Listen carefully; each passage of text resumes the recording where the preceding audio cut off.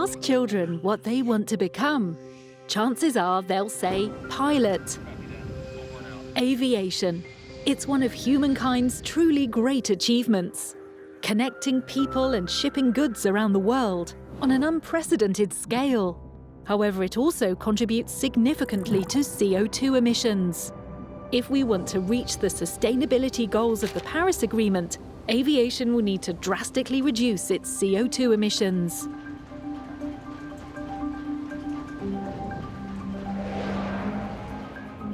For short-distance flights, the solutions could be flying electrically combined with hydrogen and fuel cells. These are long-term solutions, however, and are a long way from being available for long-distance flights. In the coming decades, one substantial way of achieving the necessary CO2 reduction in aviation is to use sustainable aviation fuel, or in short, SAF. SAF is a descriptive name for various aviation fuels that reduce CO2 emissions relative to fossil-based kerosene, and which can be used in place of fossil-based kerosene to power commercial aeroplanes. To be used in aeroplanes, SAFs must be certified for safety, performance, and sustainability. Well-known SAFs are bio-based fuels obtained from sustainable resources like waste oils, and they can even be produced from woody biomass, renewable waste, and residual waste sources. Another kind of SAF that is receiving increasing attention is synthetic kerosene, an example of an e-fuel. It is made from hydrogen generated by using green electricity and water, and from carbon dioxide captured from refineries, or simply from the air.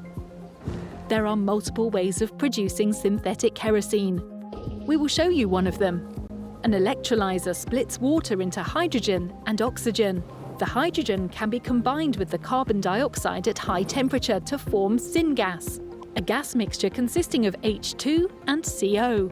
A catalyst then stitches the molecules in the synthesis gas together to create long strands of hydrocarbons. Finally, these strands are cut up using a molecular scissor. The result is a liquid component, synthetic kerosene. At the moment, it is possible to blend this with fossil-based kerosene for up to 50% of the total volume of an aeroplane's fuel load.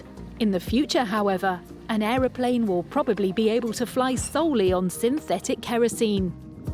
The methods and processes used to produce synthetic kerosene are not new and are used for several other products.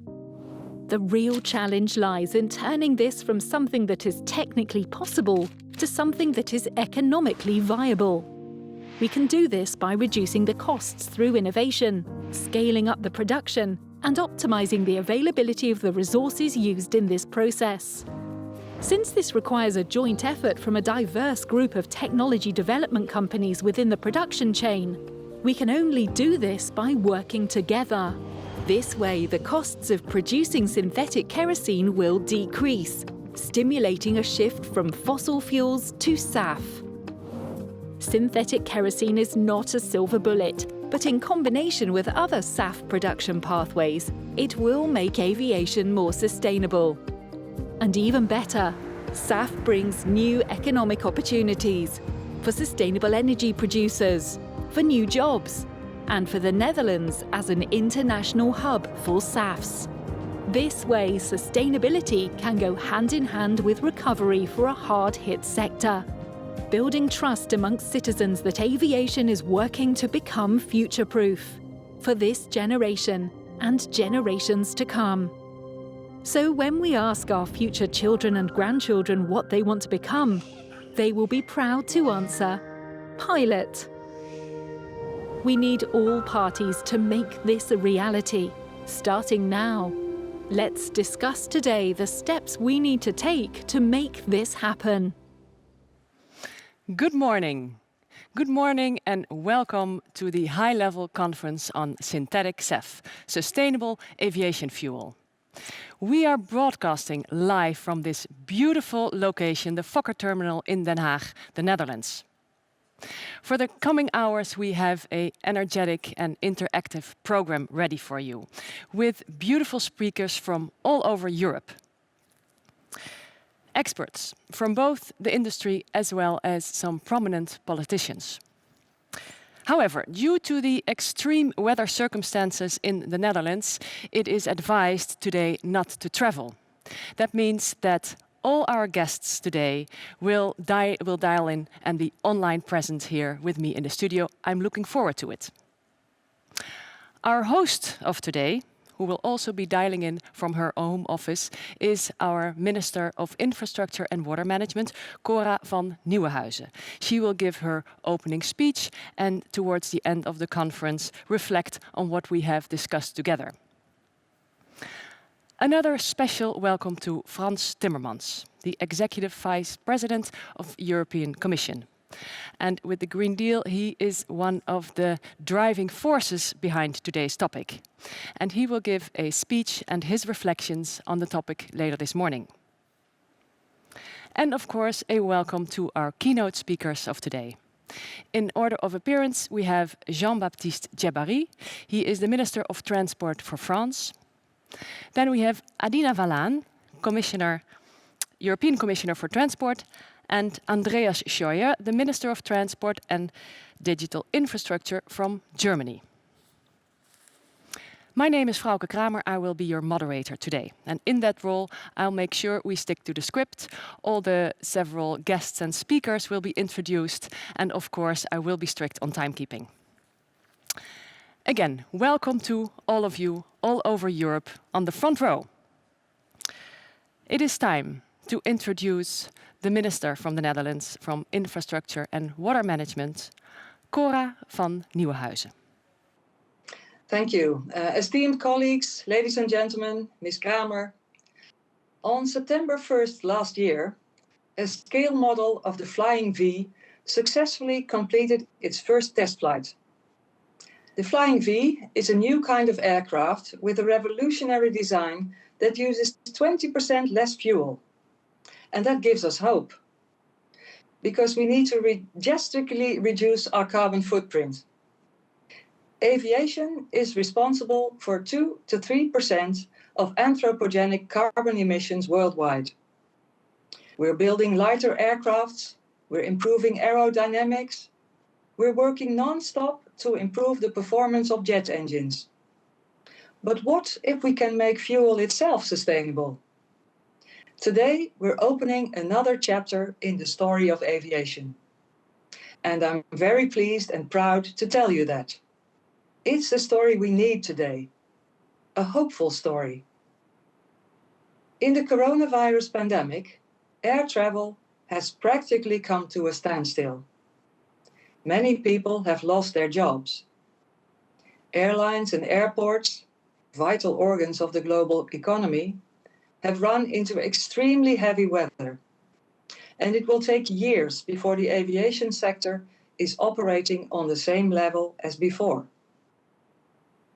Because aviation isn't just a symbol of our global connectedness.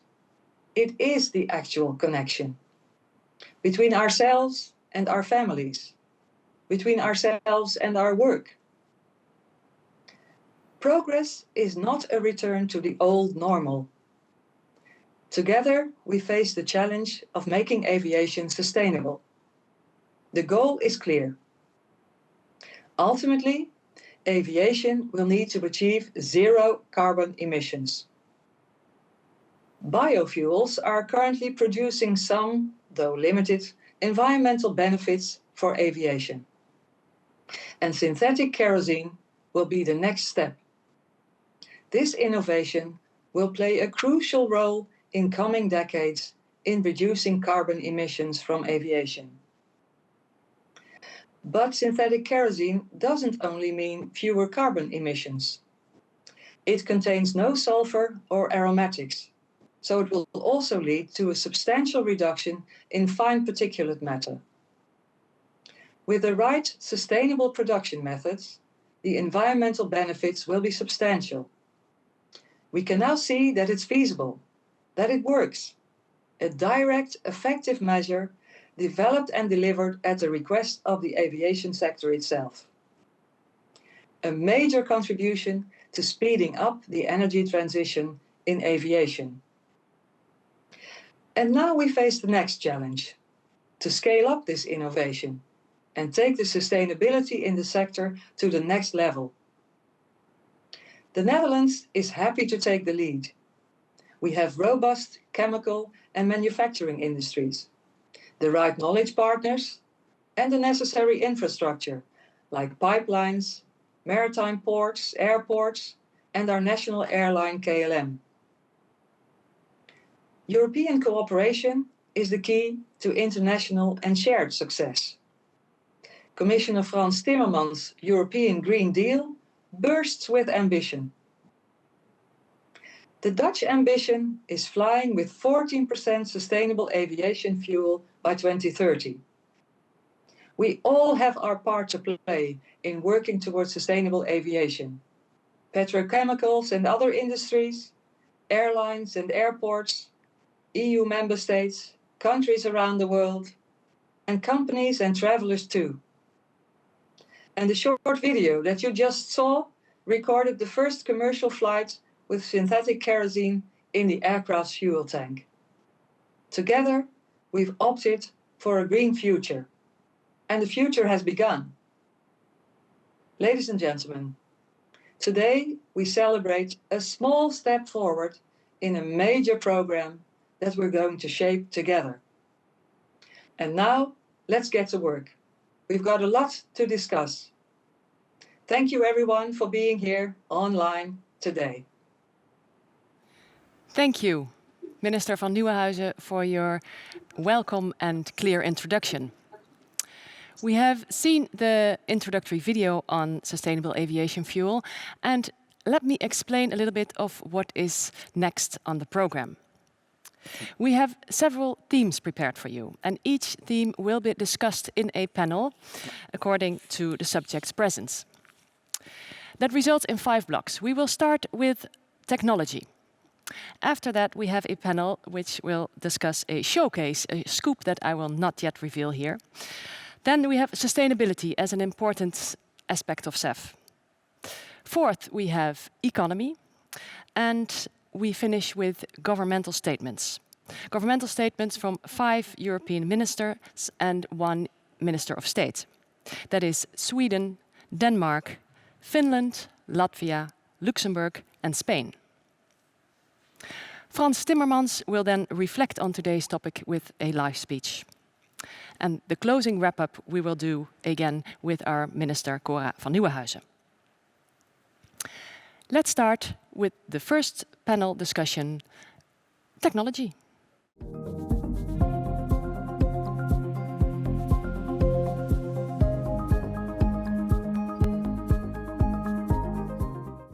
The first theme is technology, and it is of course because it all starts with technology. As we have seen in the animation video, a lot is possible, but there are still a lot of hurdles to take.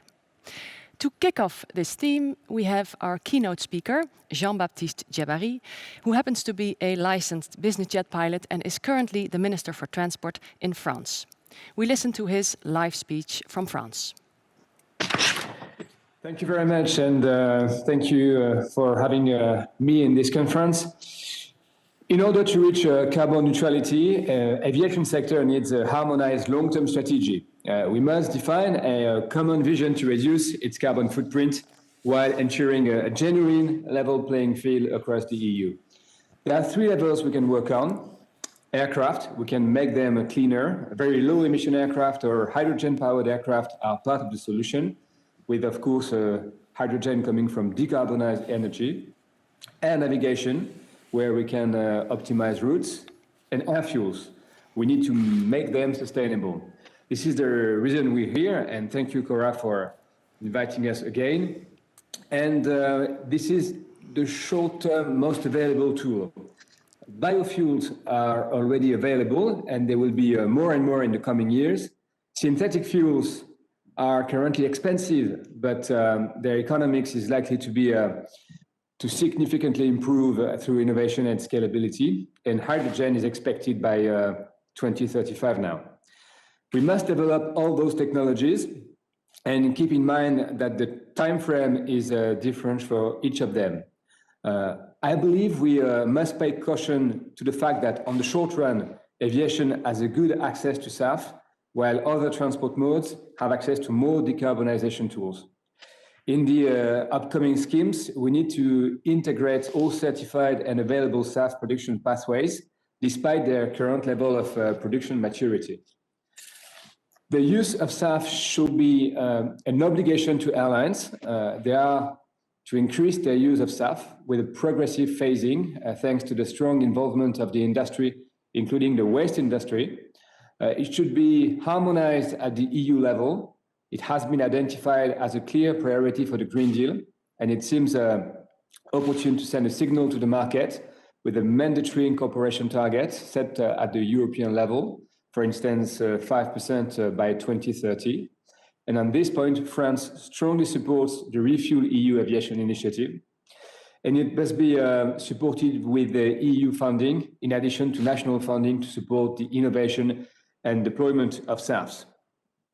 The incorporation levels of SAF foreseen in those obligations should be made in accordance with the feedstocks that we are able to produce within the EU and associated with high standards of sustainability and greenhouse gas reduction. It must be done as soon as possible. We should therefore avoid relying on imports of feedstocks from outside the EU. And it's a matter of improving our energy independence, but also of diminishing externalities associated with transport of non-local feedstock. This is why in France, we just published a national roadmap. It sets up a target of 1% incorporation by 2022, based on an incentive through tax exemption on jet supplies. And we support innovative projects with the launch of a call for expressions of interest last year. Industrials are involved in SAF production projects, and demonstrators are to be built in the next few years. Today, there are around 15 projects. They gather aircraft companies, airlines, industrials of the sector, of the energy sector, motorists and waste management specialists, and projects are at different stages. Some are already in a pilot phase, some others need further studies. But things are going well at the moment, and we can see a very good momentum in France. So to conclude, I would like to thank you, Cora, for the proposal of a joint statement. France surely welcomes it and calls for even more harmonization and cooperation at EU level. As such, I praise the involvement of political and industrial leaders who are here today, such as our French-Dutch airline, Air France-KLM. Thank you very much. Thank you very much, Minister Djebari, for your clarifying words on the topic. The stage, the virtual stage, is now available for our first project pitch by Synkero. It is represented by the General Director, Joost Brinkman, and Eduard de Visser, who is Director Strategy and Innovation at Port of Amsterdam. They will dial in to discuss the topic, and first we will watch a video of Synkero.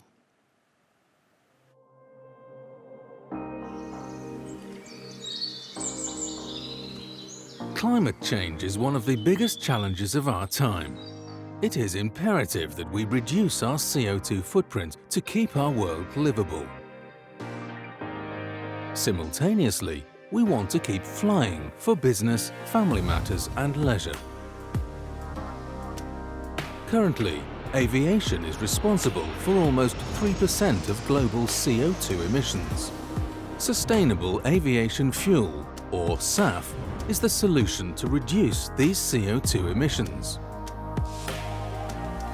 There are several technologies to produce SAF, and all will be necessary to meet the significant challenge ahead of us. One such technology is the production of SAF through the synthetic route. It uses CO2 and green hydrogen only, and is also called e-fuels. This is how it works. CO2 is captured from either the air or from unavoidable industrial processes. Through a chemical process, the CO2 is transformed into SAF by adding hydrogen. The hydrogen is, of course, produced by renewable energy. This is a future-proof and sustainable technology. Therefore, we are proud to launch Syncaro, a new startup. Since 2016, various organizations have worked together towards this moment. With our partners, we are committed to realize a commercial SAF facility in Amsterdam. With the knowledge, experience and support of this ecosystem, we are confident to transform into a sustainable aviation industry. If you want to learn more about this facility or want to team up, please visit syncaro.com.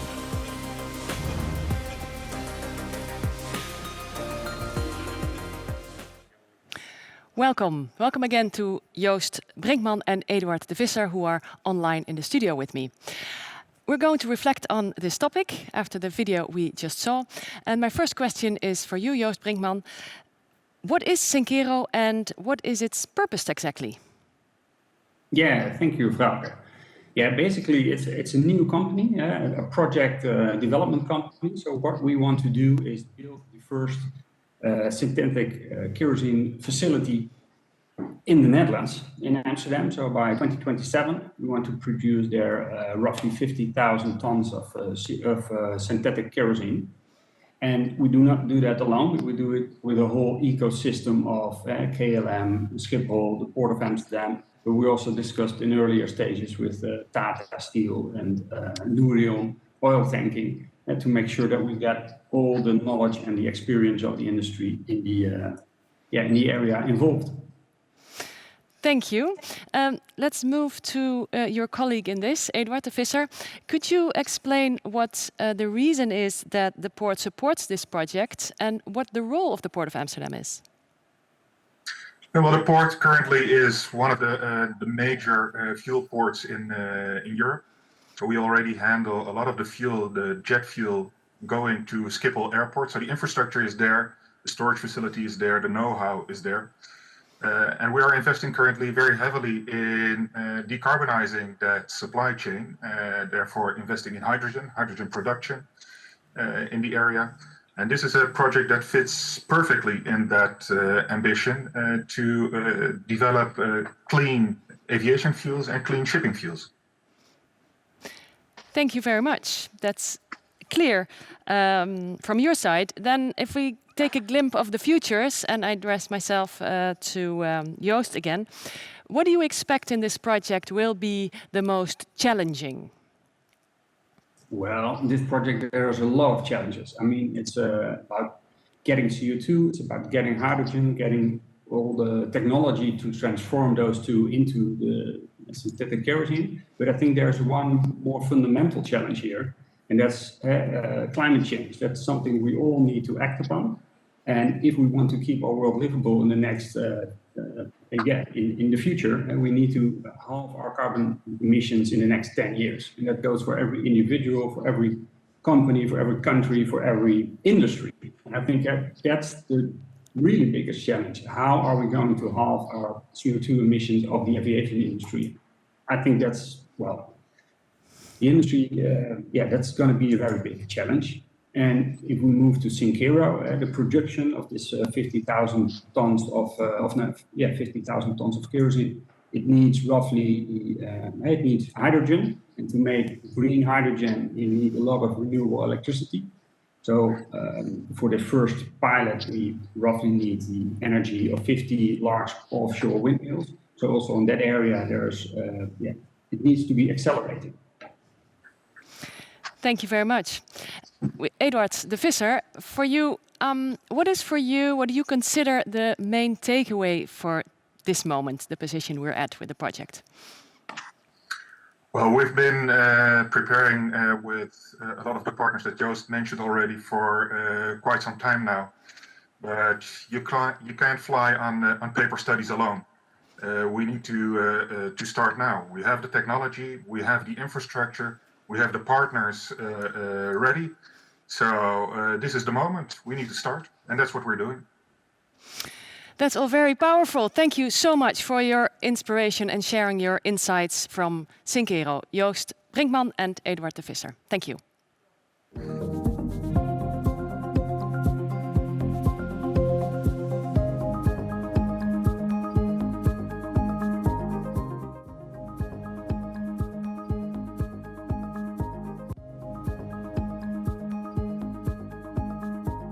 It is, of course, great and promising that project on synthetic kerosene can be a reality indeed. It is time to introduce my panel, our panel, to discuss the theme of technology. They are here, that means online, to discuss the topic of technology when it considers sustainable aviation fuels. For the coming 20 minutes, we have available for this discussion Juri Zebrechts, Chief Technology Officer at Shell. Pauline Herder, she is currently co-leading the E-Refinery Institute at the TU Delft. Niels Aldak, he is Chief Executive Officer and co-founder of Sunfire, a global leader in the production of industrial electrolyzers. And Armin Schnettler, he is Executive Vice President, New Energy Business at Siemens Energy. Welcome to the 4 specialists who will discuss the coming 20 minutes around this topic.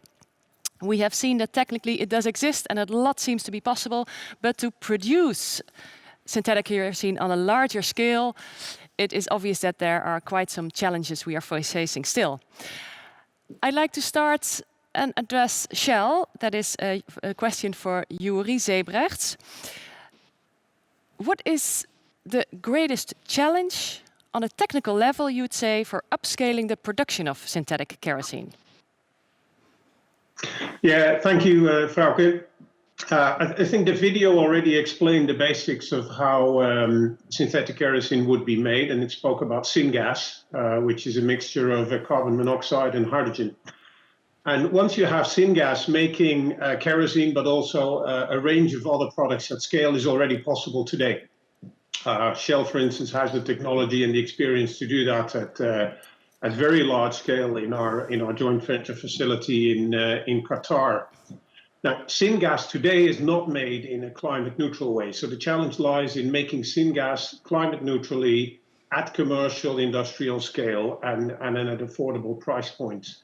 The hydrogen, I'm sure Siemens and Sunfire will speak about this. Of course, you can make with electrolyzers, and both those companies work on the further development of electrolyzer technology. It's practiced today at the megawatt scale, but in order to make a material amount of kero, we need that at gigawatt scale, and we need it at lower cost than today. So that's one big scale-up challenge. Another one is the amount of renewable electricity that would be needed, tens of gigawatts meaningfully, and also dealing with the problem of what is called intermittency. Most renewable power is not available 24/7, whether it's wind or solar, so you need a way to store the energy for some time. Hydrogen storage, for instance, on the ground could be the solution. And then the third one is to make the carbon monoxide in syngas out of CO2 instead of out of hydrocarbons. You can already capture CO2 in a number of ways, but then you need to react it into carbon monoxide. In our labs, we can do that in catalytic reactors or in thermal reactors or in electrochemical reactors. But you need a reactor design that can be scaled up and works at an industrial scale. And therein lies, I think, the key challenge. It's all about scale up. Thank you very much. It's all about scale. Let me go to Pauline Herder. How do you consider that challenge, or the biggest challenge, as of course there are many? Yeah, I think as Juri rightly said, there are many challenges, and especially they revolve around this scale-up problem.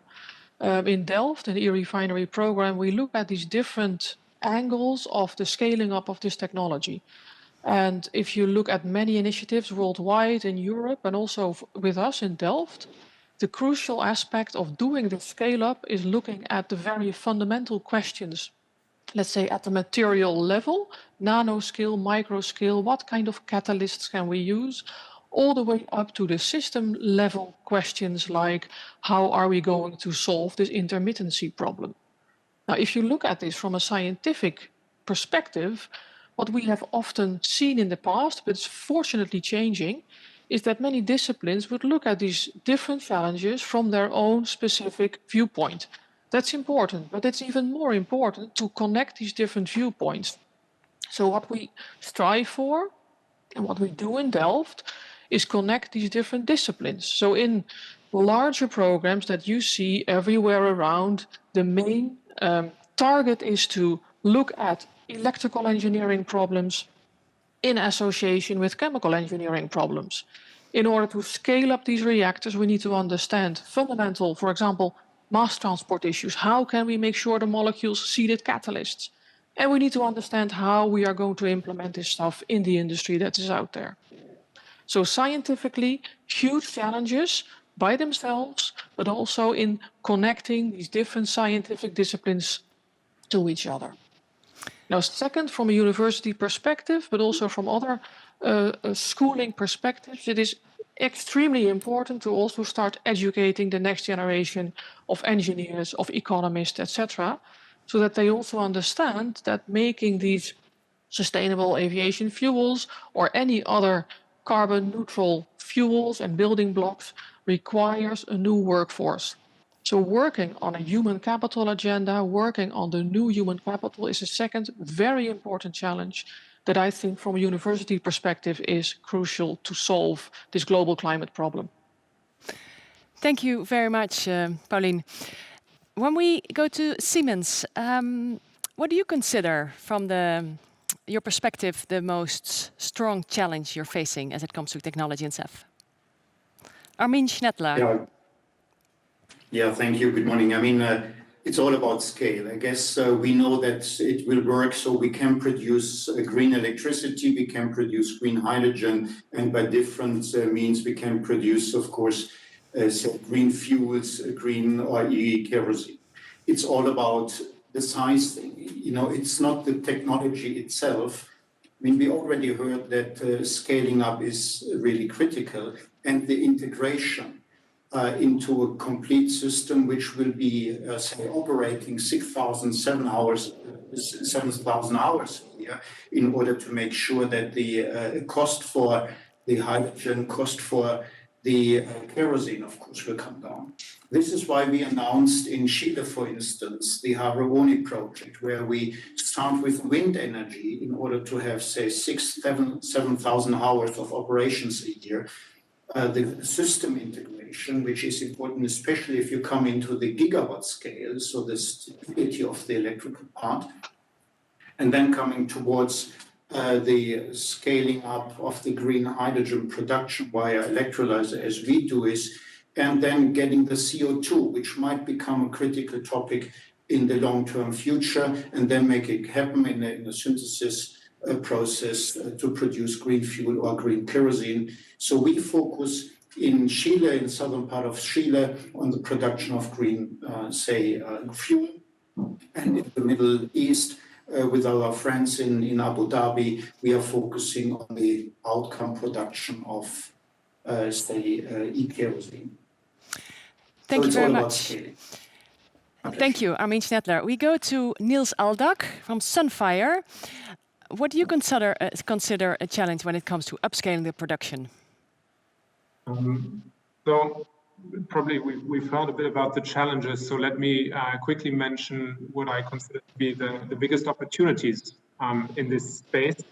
One of the key things that becomes obvious when looking at power to liquid is that in the process chain of producing those electrofuels, the core components are provided by a lot of companies that are today based in Europe.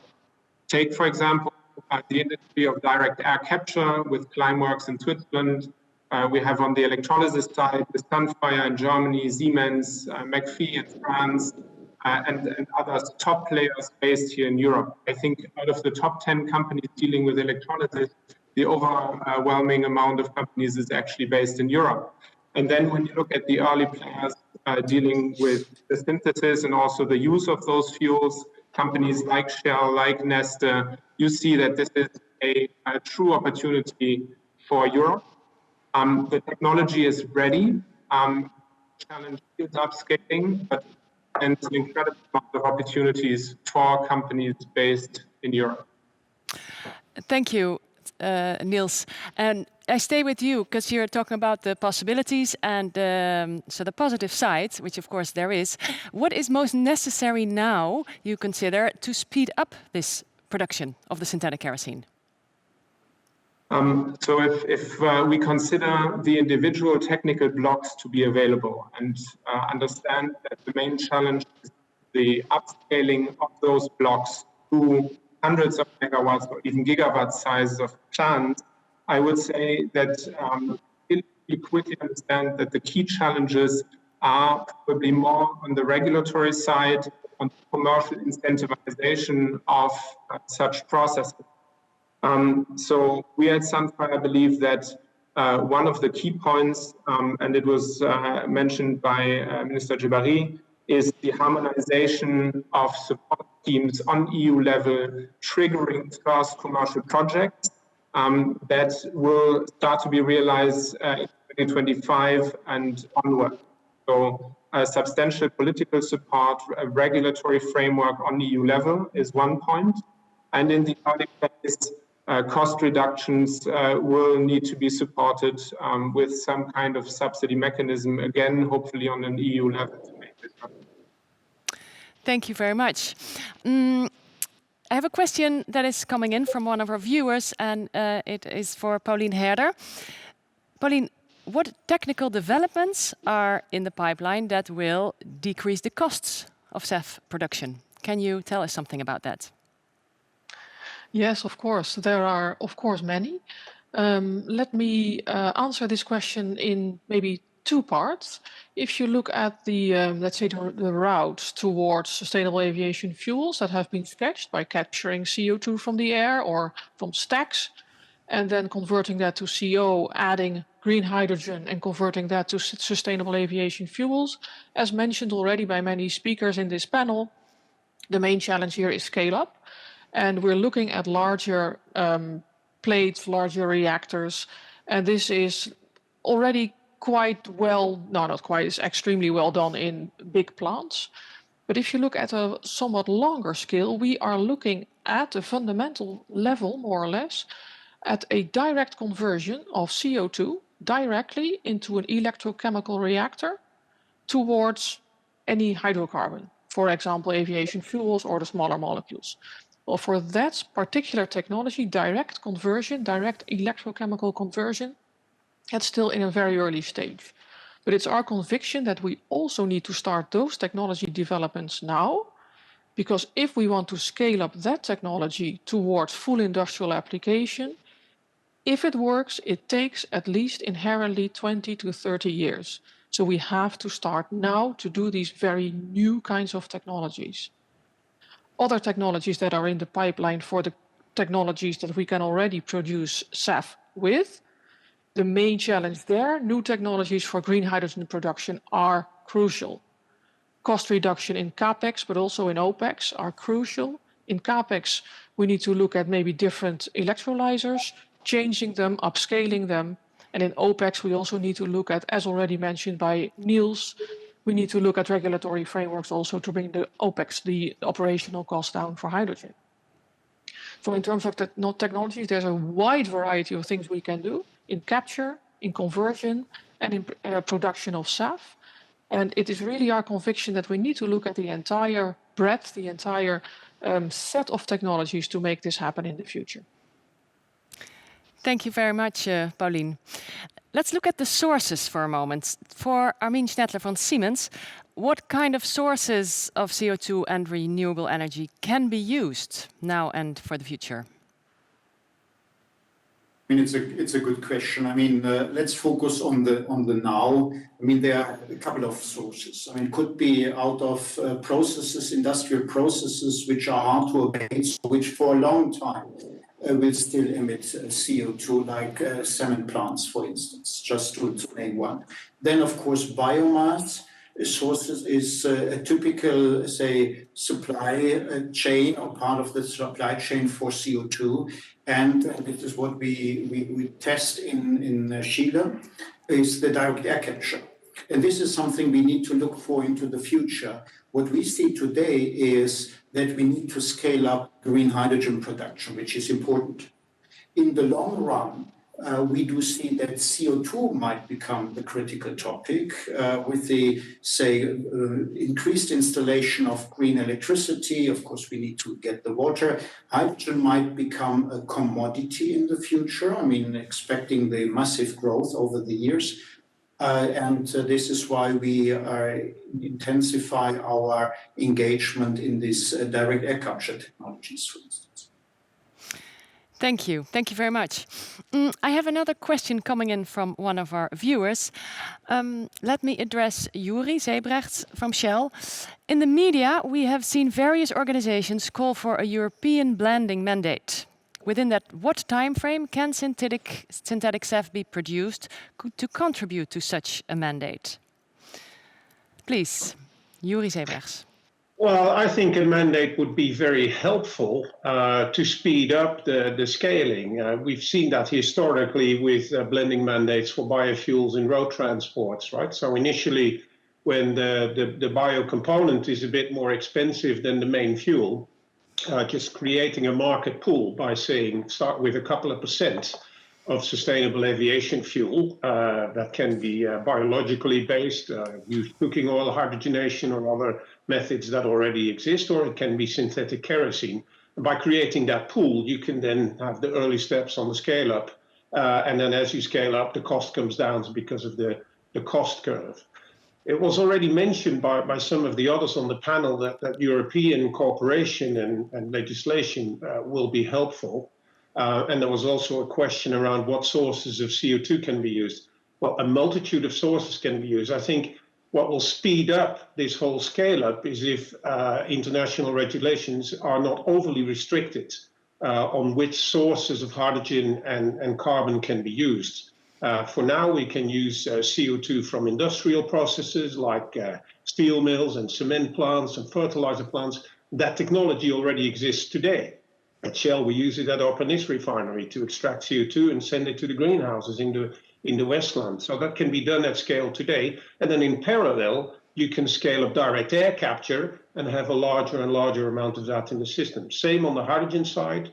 Electrolyzer hydrogen is ideal. There's not enough renewable electricity in the system today. So in parallel, using other sources of hydrogen, for instance, blue hydrogen from, say, biomass gasification with carbon capture and storage, could ramp up quickly the amount of available hydrogen, and then we can get up the scaling and down the cost curve quicker. Thank you. Thank you. How is that for Sunfire? Niels Aldag, what do you consider the role for blue hydrogen in the development of SAF? Look, I think that obviously as a company that is producing green hydrogen, we firmly believe that the conversion of renewable electrons into hydrogen is the path we have to walk.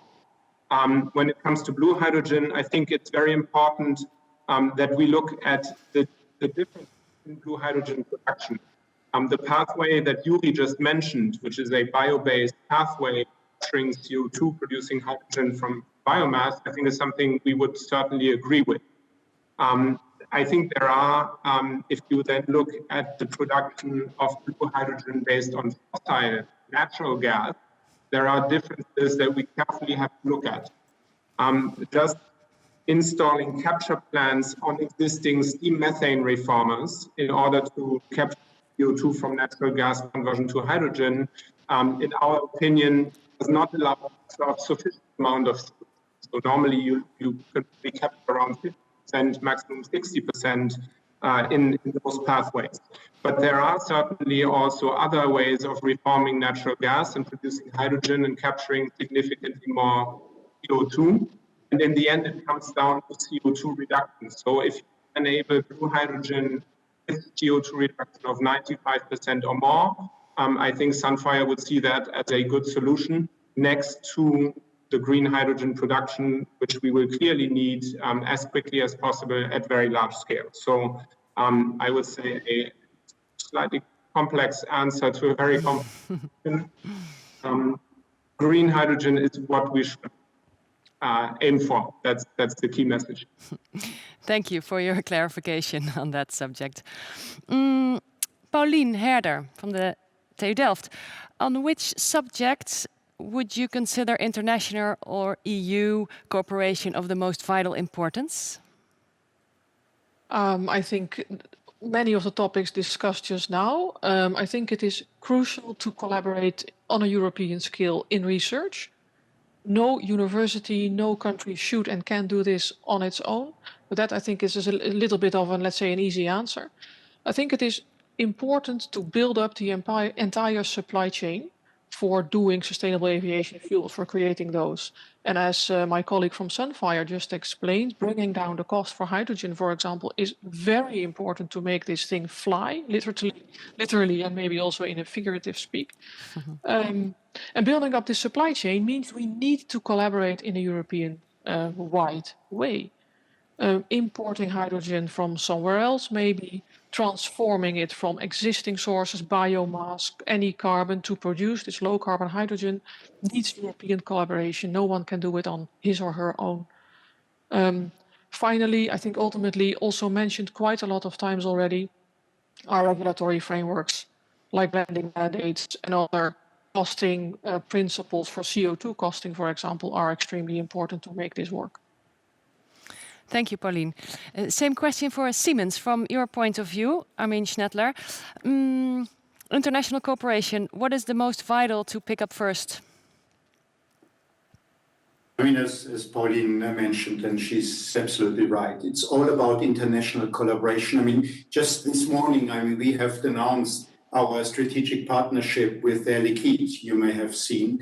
And this is all about, joint projects. And when I'm talking about projects, I'm talking about large-scale projects. So 100, or in this case with Air Liquide, 200 megawatts, for instance, for the H2V project in France, in Normandy. So on projects to make it happen, first one. Secondly is on the technology to make it cheaper, say cost out, more reliable and higher efficiency. So this is what we need to do. And this is not only the technology, the product or the system, but also how we implement it in order to reduce the time to production, to operation, to commissioning. And the last topic is it's all about R&D. I totally agree with Pauline and with Niels, of course, as well. We need to look for next generation technologies. And this is exactly what we are going to do in our strategic partnerships. Thank you very much, and for being on the same page here, as I understand from your discussion at the table. Thank you all very much for sharing your views and your powerful comments. So far, the subject of technology. We now go to a very special showcase. The scoop of today's conference. Yes, it is technically possible, but to get it truly on a plane is something else. Please enjoy the upcoming, I might say, world premiere in this video. This is a drop of the future. Yes, it's small, but as we know from the past, small steps can lead to giant leaps. This is a drop of synthetic fuel, and it's about to make history. Synthetic fuel is not new. We have been producing it with the help of fossil resources. Now we can present a revolutionary step. We've made a 500-litre batch of commercial-grade synthetic aviation fuel with CO2, renewable power and water. And we have actually let a passenger plane fly with it, the first worldwide. We all agree that the aviation industry needs to become more sustainable, but it has to reduce its impact on the environment. Sustainable aviation fuels will be part of the answer. 100 years ago, our world changed radically by the introduction of aviation. We entered a new era, an era of innovation and technology. The world became accessible for the mass. And today we're at the brink of a new era again. We're shifting gear, not faster, but more sustainable. And aviation plays a key role. Innovation is essential in reaching these goals, and that's exactly what we're good at in the Netherlands. Aviation is one of the most difficult segments in society to make carbon neutral. Now, having a solution that works in a test tube is one thing, but having a solution that you can apply at industrial scale is quite something different. And that's what we're very good at Shell. We've got deep expertise in scaling technology, built up over many decades. So now we've made 500 liters of kerosene out of water, CO2 and renewable power. Important step, we're very proud of it. There's still a lot of work ahead of us to make this commercially viable, but at Shell we're up to that challenge. And this is how synthetic fuel is made. Meet the electrolyzer. This installation provides the hydrogen part of the sustainable aviation fuel. It splits water into hydrogen and oxygen. The unit is powered by the solar panels on the roof and Dutch wind turbines. The resulting hydrogen is one of the key ingredients for building the kerosene molecules. The second ingredient is carbon atoms. The CO2 used in the process is recycled CO2 from the Shell Pernis refinery and CO2 originating from the fermentation of agricultural residues. By using CO2 from industry or captured from the atmosphere, we limit emitting new CO2 into the atmosphere. As CO2 itself contains almost no energy, it needs upgrading. This is done by removing its oxygen atoms. Combining the hydrogen and CO2 at high temperature causes a chemical reaction, and bam, we get a gas mixture of CO and H2 called a syngas. The next step is performed by this beauty. We use a catalyst to stitch together the carbon atoms and hydrogen atoms from the CO and H2 molecules in the syngas so that they can form liquid hydrocarbons. It looks a bit like white candle wax. But wax is not what we want. So we go on to the next step, hydroprocessing. The molecules of the wax are cut at nanoscale into the desired length for use in aviation fuel. As a company, we want to be a climate neutral business by 2050 or sooner in step with society. And the aviation sector is a very important customer for us. This technology provides a stepping stone towards synthetic kerosene, synthetic jet fuel.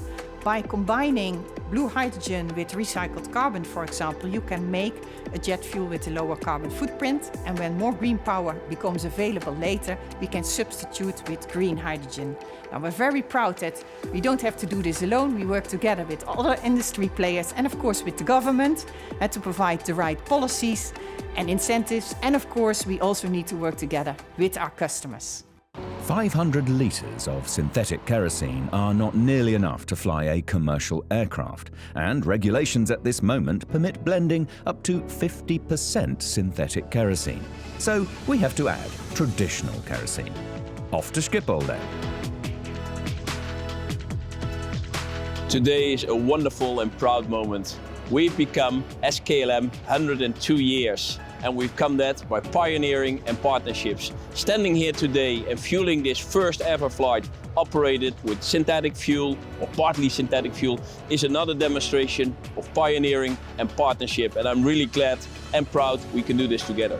We have the ambition in 2030 to have 14% of all our departures from Amsterdam fueled with sustainable fuel. And today is just another big step of a great beginning of making the industry more sustainable towards the future. Ladies and gentlemen, very good afternoon. We'll operate this flight using 500 liters of synthetic kerosene.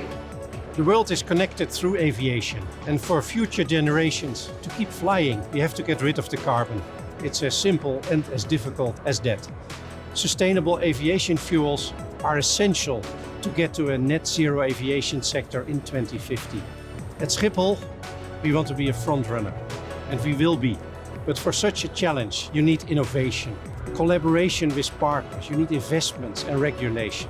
And I'm very proud that today we take an important step towards the production of new synthetic fuels. Einstein supposedly said, "We cannot solve our problems with the same thinking that we used when we created them." The shape of aircrafts will change. Hydrogen and electrification may become fuels of the future. And today, we're taking a new step forward, a new step towards sustainable aviation. We're not there yet. There's still a long way to go to make this a commercially viable route. But it's a great step in the right direction.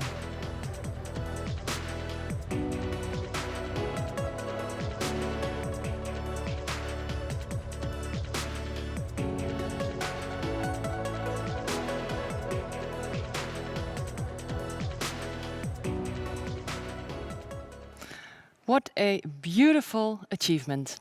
And I am happy to welcome a fresh panel in the studio online of people that are going to discuss further on this topic. First of all, we have our Minister of Infrastructure and Water Management, our host of today, Cora van Nieuwenhuizen. Second, we have Marjan van Loon, President Director at Shell Netherlands. And present is Pieter Elbers, Chief Executive Officer of KLM Royal Dutch Airlines. Welcome to all three of you. What a beautiful achievement, I'll say it again. Congratulations on all parties that are involved in the realization of this project. Let me start with a question for the Minister. I understand you have been the initiator of the production of this special batch of synthetic kerosene made from CO2, renewable power and water. It even had a special code name, as I'm told, BHAG. Can you tell us a little about that, please, Minister? Well, thank you, Frauke. The BHAG, probably many of you know the concept. It stands for a big, hairy, audacious goal. It needs to be a clear and ambitious goal within a certain time frame. And it's meant to excite and energize people to reach something that perhaps at first sight seems very hard to reach. And actually, the idea came to me while reading about this under the Christmas tree in December 2019. And I really wanted to challenge the industry. And with this in mind, we approached different industrial partners and asked them to produce a batch of synthetic kerosene. And Shell accepted the challenge. And the fact that they could make a batch of synthetic kerosene above lab level within half a year, I think that's really a wonderful, wonderful thing to celebrate that. And by producing this batch and actually flying on it, I think we showed the world that it's possible. So I'm very happy with the outcome, with the results of the BHAG. Thank you. Thank you very much for the clarification. Challenge accepted by Shell. We have Marjan van Loon present. Marjan, can you explain us how Shell decided to accept this challenge in the first place? Yes, we had, of course, to think about it a bit because it was quite a difficult challenge. But first of all, it fits our strategy.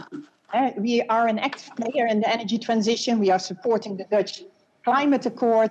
And we, as a company, have announced that we have the ambition to be climate neutral before 2050 or sooner. And that doesn't mean that we only reduce our own emissions, but that we feel especially responsible for our customers to reduce their CO2 emissions when they use our product. So this challenge really fitted our strategy. Now, the second part is what Yuri already said in the last panel, is it fits us because we have deep technical expertise and we know how to scale up technology. And then the third one is that we are already involved in relevant energy transition projects globally, but also here in the Netherlands. We have, for example, the plans to realize a green hydrogen hub in the port of Rotterdam using wind from our Hollandse Kust Noord wind park to make green hydrogen. And we are also working together in a consortium on North H2, which is a feasibility of producing green hydrogen at mega scale using mega offshore wind power and then produce, store and transport hydrogen. So it also fits our activities. So we decided to go for it. Thank you. So the challenge did and does fit Shell. During the process, the production process, did you face any setbacks? Yeah, as said, it was not a done deal and it was a hairy challenge to produce this batch of 500 liters just from water, renewable power and CO2. Normally we get years to develop these steps, but the minister was quite clear it had to be done before year end. And trial and error is part of innovation, so sometimes things go wrong. And the first two times that we started up our CO2 reactor, it broke down. So we really became nervous, but luckily our smart people in Amsterdam improved the concept. And the third time we were able to run it for an extended period of time. Now, the other challenge, of course, was the COVID-19 times, where we had to manage the availability of our personnel and the way that we worked, but also the supply of critical components from our suppliers. And then we only had limited time. We had to get it first time right. So I'm super proud of our team in Amsterdam that realized this. Thank you. So this is a first important achievement of many, I believe. What is next for Shell in this field? we of course want to move on and take the next steps. We develop different low carbon fuels, and we believe that to some extent several technologies and ways to produce sustainable aviation fuels will coexist, because we really need to scale up SAF supply. Now, we have this technology, which is based on the Fischer-Tropsch technology that we already have available at large scale, for example, in our plant in Qatar, but then added this reactor of converting CO2 to syngas. We have other technologies, like in Canada, we work together with Enachem in a joint venture, and they are building, with co-investment of the Quebec government and the Canadian government, the plant. And once that plant is finished, it will produce nearly 125 million liters of low carbon fuels per year, such as sustainable aviation fuels. A third technology that we're developing in our research center in Bangalore is called IH2. And there we convert agricultural residue also in fuels for transport. And this could also be applied to make sustainable aviation fuel. So a mix of technologies. But of course, the most critical part is that we keep innovating and bringing this to commercial scale, that we have more renewable power at an affordable price, and that we have this stable European policy framework that will actually incentivize our customers to start using these fuels. Thank you very much, Marjan van Loon. On behalf of Shell, there's a lot more to expect, as I understand. Let's move on to KLM, Royal Dutch Airlines. Peter Elbers. Peter, why is it important for KLM to commit to the introductions of SAFs and especially synthetic kerosene? Well, the introduction of SAFs is indeed very important for us, and it's mostly important because we believe that we have to play an active role in all our efforts to make the industry more sustainable. We've done that back in 2011 when we were the first one with the experiments on biofuel, but that's already 9 years ago. And we've seen that the availability of biofuel ever since has been really a challenge. So we were very pleased actually with the cooperation and the working together with Shell that we now make this next move in order to take a next step in the availability of sustainable aviation fuels. And Marjan just said for Shell it has been a trial and error in making the fuel. Obviously, with an active flight, we don't want to do any trial and error. It has to be right the first time, and we're very proud actually that we did this flight. The flight operated well. It did all what it had to do, and we had, of course, a blended mix with the traditional fuel and this synthetic fuels on board. Thank you, Peter. Could you share something about the experience from the passengers' side? Do they notice the difference between generic kerosene or synthetic sustainable kerosene when they're on the flight? No, they didn't notice any difference, and that was precisely the intention, obviously. As you saw in that wonderful introduction video, of course, we informed the passengers, the captain, before the flight was departing, informed the passengers that this was a big step actually for the industry, and they were part of that big step. But during the flight to Madrid, there was no difference whatsoever for the customers. Thank you. About the future, and this is a question for all three of you actually. How do you see the future when it comes to synthetic kerosene? Let me start by Marjan. Yeah, I think the real challenge is to now turn this from something that is technically possible to something that is economically viable. And that means that we need to keep going and reducing costs and commercialize this and accelerate the production of it. We, of course, need available resources. As said, we need a lot of green power that is affordable, and we need the right government policies for this. Thank you. Minister, how do you view the future when it comes to synthetic SAF? Well, I think this can only be the beginning. And I think the next step should be to take this to the European level. And that's why I'm so excited that my colleagues Jabari from France, but also my colleague from Germany, Andreas Scheuer, are joining us, and a lot of other member states are joining us, and not at least Euro Commissioner Frans Timmermans with his Green Deal, and also the European Commissioner for Transport, Adine Valian, because I think we can only get to the next level when we do it together. So I'm very happy with this first step, and the next should be take it to the European level. Thank you. And if we focus on the cooperation for the future, for Peter Elbers and Marianne actually from Shell, what do you need from one another to ensure the increase in the use of SAF for the future? Peter, may I start with you? Yeah, I think availability, and it was mentioned already a few times this morning, availability at an adequate pricing is really going to be the crucial point. And again, KLM has played a pioneering role for the last decade on this topic. But we simply see that the availability lacks a real breakthrough. So we started with biofuels back in 2011, and today it's still less than 1%.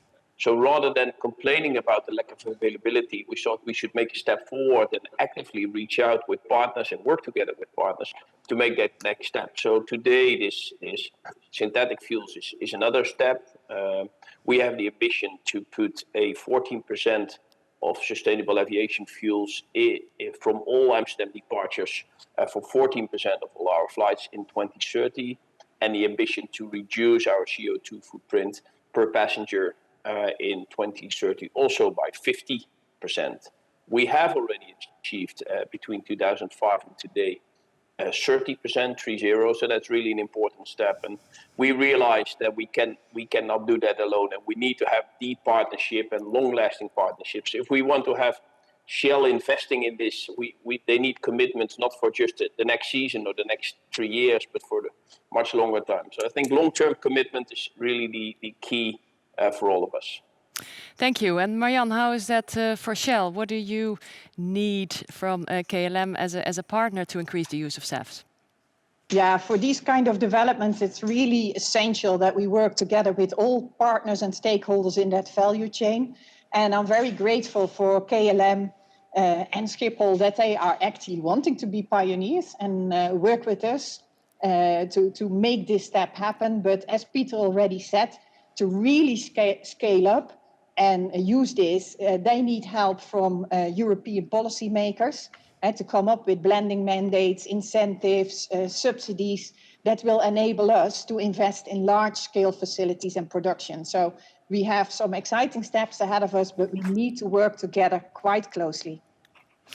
Thank you. Frauke, if I may add to that, I think this especially in this time, which is so challenging for everyone, it's great to have something which is inspiring and motivating also for the internal teams. And the teams in Shell, and you saw that the teams in KLM, they've really done a great job in working together. And I had the privilege of being at Schiphol, and if you see the energy, also not only from my KLM teams, but also Marianne, your teams, the men who were really fueling the aircraft. It's great to see that enthusiasm and motivation, and people are building something for the future. I think that's good.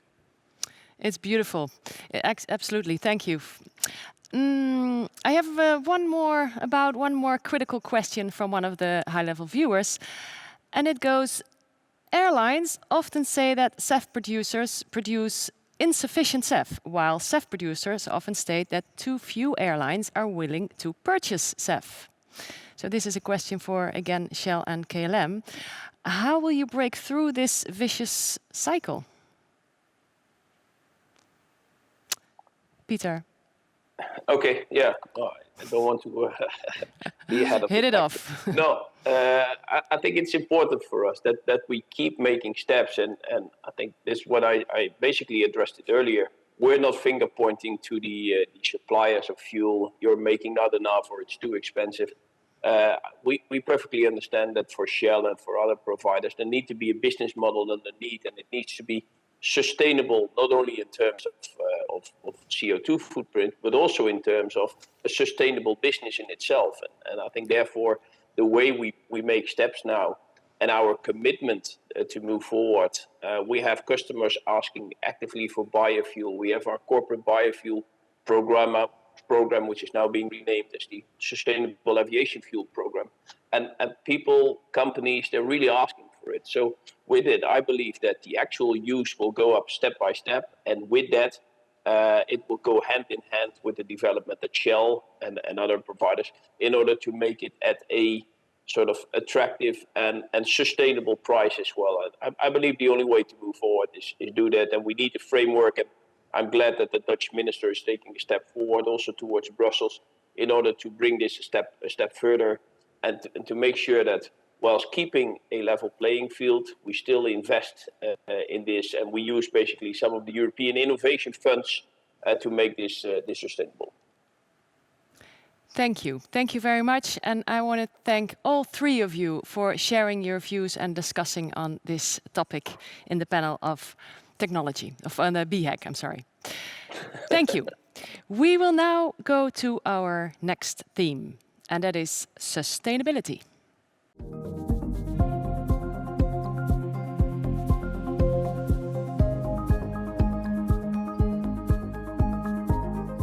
We are very proud to present the European Commissioner for Transport. She will introduce the theme of sustainability. We're going to listen to the speech of Adina Valaan.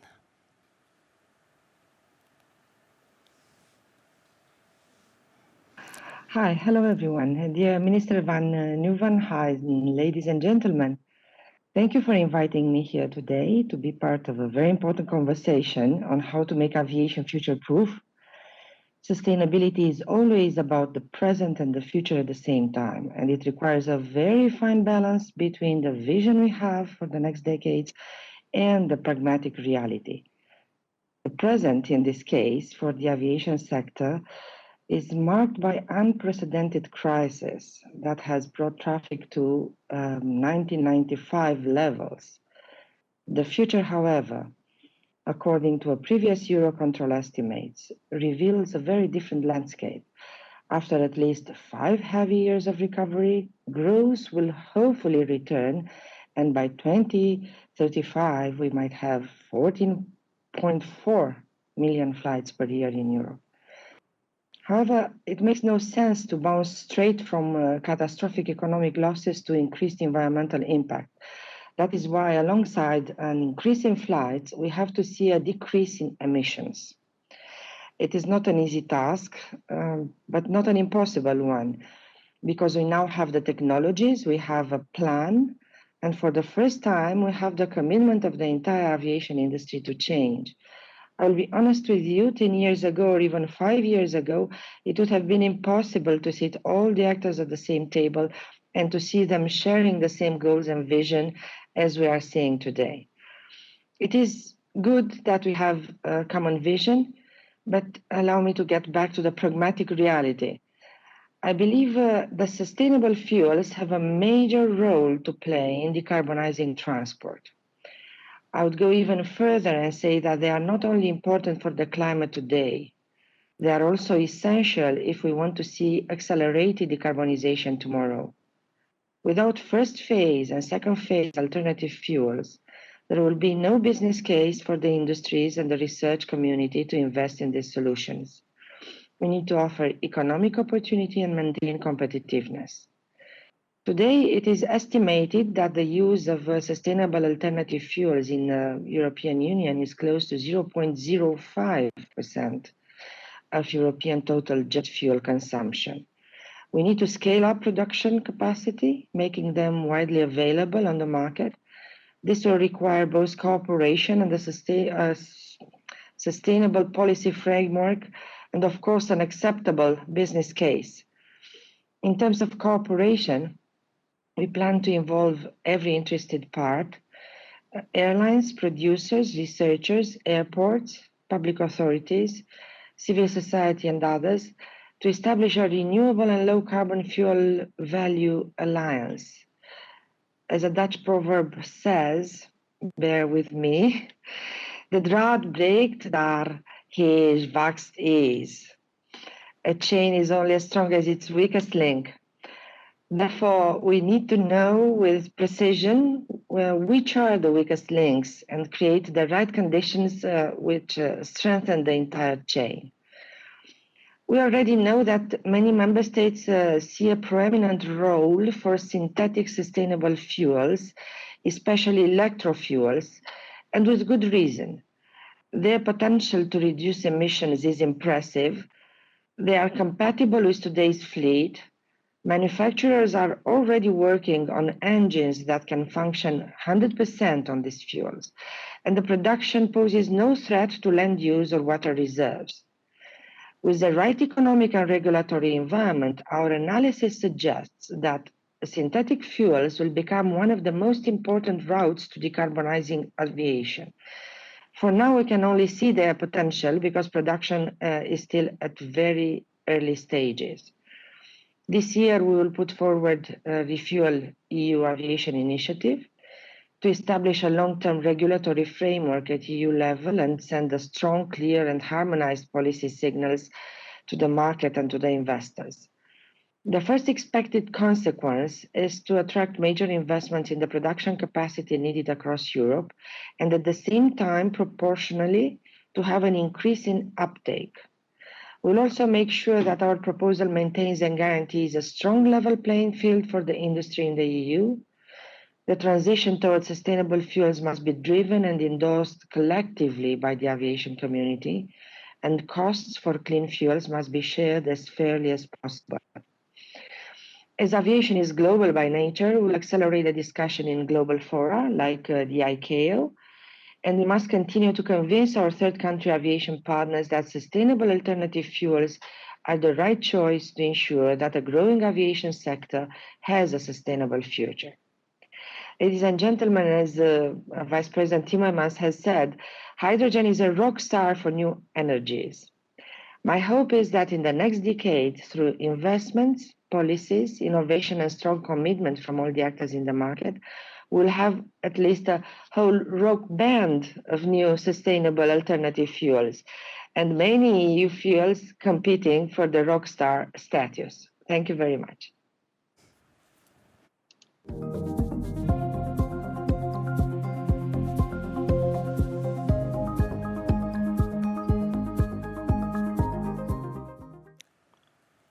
Thank you, European Commissioner Vallin, for your very kind speech. I'd now like to welcome our panel on the theme of sustainability. The coming 20 minutes, we will discuss it with four specialists, four experts that have dialed in. We have Marjolein Demmers, Director Natuur en Milieu, a Dutch NGO. Maarten van Dijk, he is Managing Director at Sky Energy. Kevin Soubly, Project Lead Clean Skies for Tomorrow at World Economic Forum. And Christophe Gebald, he is founder and co-chief executive officer at Climeworks. Welcome to all four of those experts. Let's talk about sustainability together after the beautiful introduction that Commissioner Vallin gave. I'd like to start with Christophe Gebald from Climeworks as a supplier of CO2. Christophe, where does the CO2 come from, and is this sustainable? I cannot hear you yet. Yes. Hi, everyone. Yes, nice to meet you all. Well, generally, using CO2 from any CO2 source is a step in the right direction. Nevertheless, only capturing CO2 from the air enables the aviation industry to achieve zero emissions, which in turn is needed to achieve the net zero emission target for us as a society, which again in turn is needed to achieve our climate targets. There's clarity about that. Well, why is that the case? When taking CO2 for fuel production and we're taking it from the air, we are removing CO2 in a first step from the atmosphere, then we're producing the fuel, and once this fuel is burned in the jet turbines, it's not adding further CO2 into the atmosphere, very simply because we have taken it from the atmosphere in a first step. And consequently, we are allowing the aviation industry with that process to operate in a closed carbon cycle manner. The beauty about this process is that existing aviation technology can be used, and that we can start as of today to really reduce CO2 emissions substantially. What is needed to do that? Well, what is needed is air. Very simple. Air we have everywhere, and we have enough CO2 in the air too. Further, we need renewable energy to drive this process as clean as possible, and then we are already ready to go. This morning, several times the topic of scale and scale has been covered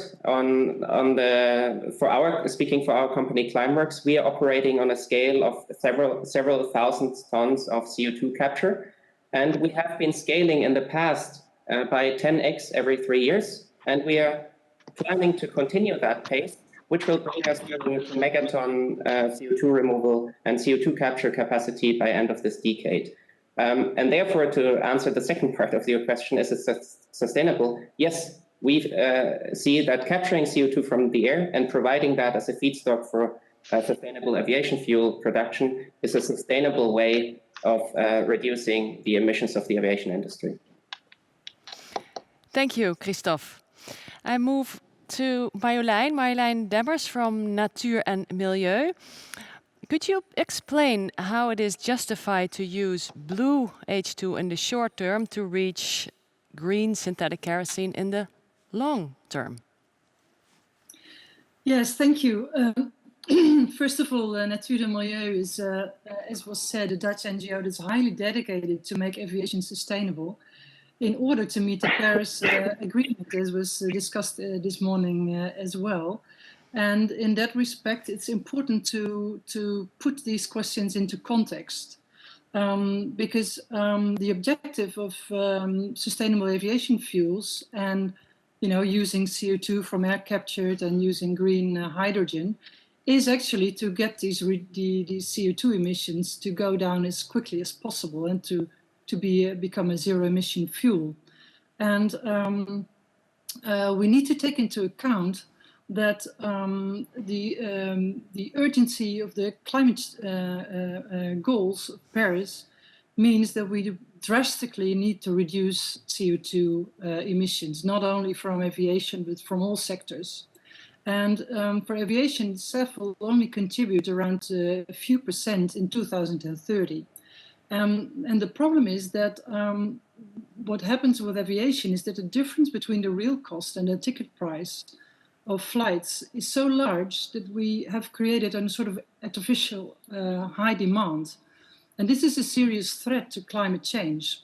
And it means we cannot rely on SAF only, but as far as we use SAF, we need to maximize the CO2 reduction effect of it. And we need to make sure that it coexists with transitions in all the other sectors as well. So reducing emissions from industry, reducing emissions through circular economy, and expanding our renewable energy production hugely. And if you look at blue hydrogen, basically blue hydrogen is gas-based hydrogen where we've been able or we hope to be able to capture CO2 and therefore lower CO2 emissions in the industry. But at the same time, these industries will need to shift away from fossil fuels as well. So blue hydrogen can only play a role in the beginning on the short term, but we need to make sure that we invest as well in these solutions for the long term, like green hydrogen, as quickly as possible. Because if we're going to implement SAF and we want to create a real impact on reducing the emissions of aviation, it is crucial that we go to high volumes like we discussed this morning and scale up. But scaling up SAF basically means hugely, massively scaling up renewable energy production. And then, if you look at the numbers in that sense, to illustrate the size that we speak about, for example, the total capacity of the Dutch wind farms in the Netherlands in the North Sea for 2030 is aimed to be 11 gigawatts. Now, if we want to produce 1/3 of the annual bunkered fuels in Schiphol in terms of SAF, we roughly need 12 gigawatts. So that's the same amount of wind farms as we hope to have in 2030 in the Dutch North Sea. And then we only have a third covered for the bunkered kerosene in Schiphol. So the basic challenge here is this massive investment in renewable energy, and then using that to produce synthetic aviation fuel in such a way that it does not compromise the transitions in all the other sectors, like heating houses with electricity, of heat pumps, transforming our road mobility to electric mobility, etc., etc. So, in my view, blue hydrogen can play a small role in the beginning. We need to shift as quickly as possible to green hydrogen, and that requires huge investments in renewable energy at a European level, because in the Netherlands, we're already behind on renewable electricity. So it will not be the first location where we have sufficient remaining hydrogen, green hydrogen, to fuel the SAF production. Thank you. Thank you. That's a beautiful bridge, actually, to one of the other guest speakers for Maarten van Dijk, Sky Energy. Do we have enough additional renewable energy available? Yes, well, good morning, and that's a great question. And maybe also an obvious answer. I think it's no. At this moment, there's no surplus of renewable energy. And the synthetic kerosene piece is a sort of the latest entrant in the market for renewable energy, where we see that all the other sort of market segments asking for green electrons are undersupplied as well. So Netherlands specifically, but I think it holds for Europe and then rest of the world. The numbers that Marjolein mentioned, they're right. I mean, there's a sort of a rule of thumb. If you want to do 100,000 tons of sustainable aviation fuel, a synthetic, you need 1 gigawatt of wind power. So if you want to replace all the fuel at Schiphol, you need 40 gigawatts additional wind power. The 10 gigawatts that's planned right now, that is not for synthetic kerosene. This is this infrastructure challenge. So not just building it, but also making sure your electricity grid is ready to take on these intermittent sources, being wind or solar or other. That's going to ask for huge infrastructure investments across Europe, interconnectivity as well.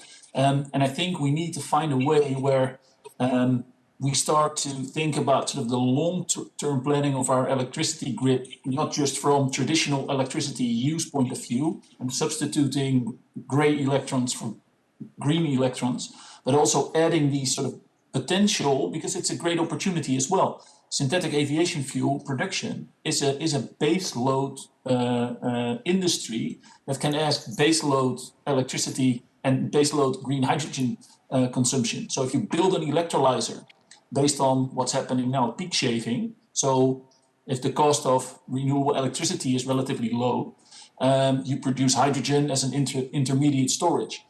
For a sustainable aviation fuel production plant, you need the hydrogen continuously. So you cannot get continuous electricity from your wind farm.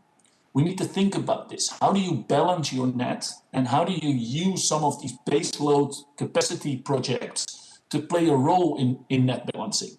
And what we've seen in the Netherlands, at least, where both scale up of renewable electricity projects, but also the preparing the Dutch electricity grid, it has been going too slow. And we're at this moment, I would say, we're not ready for a massive scale up.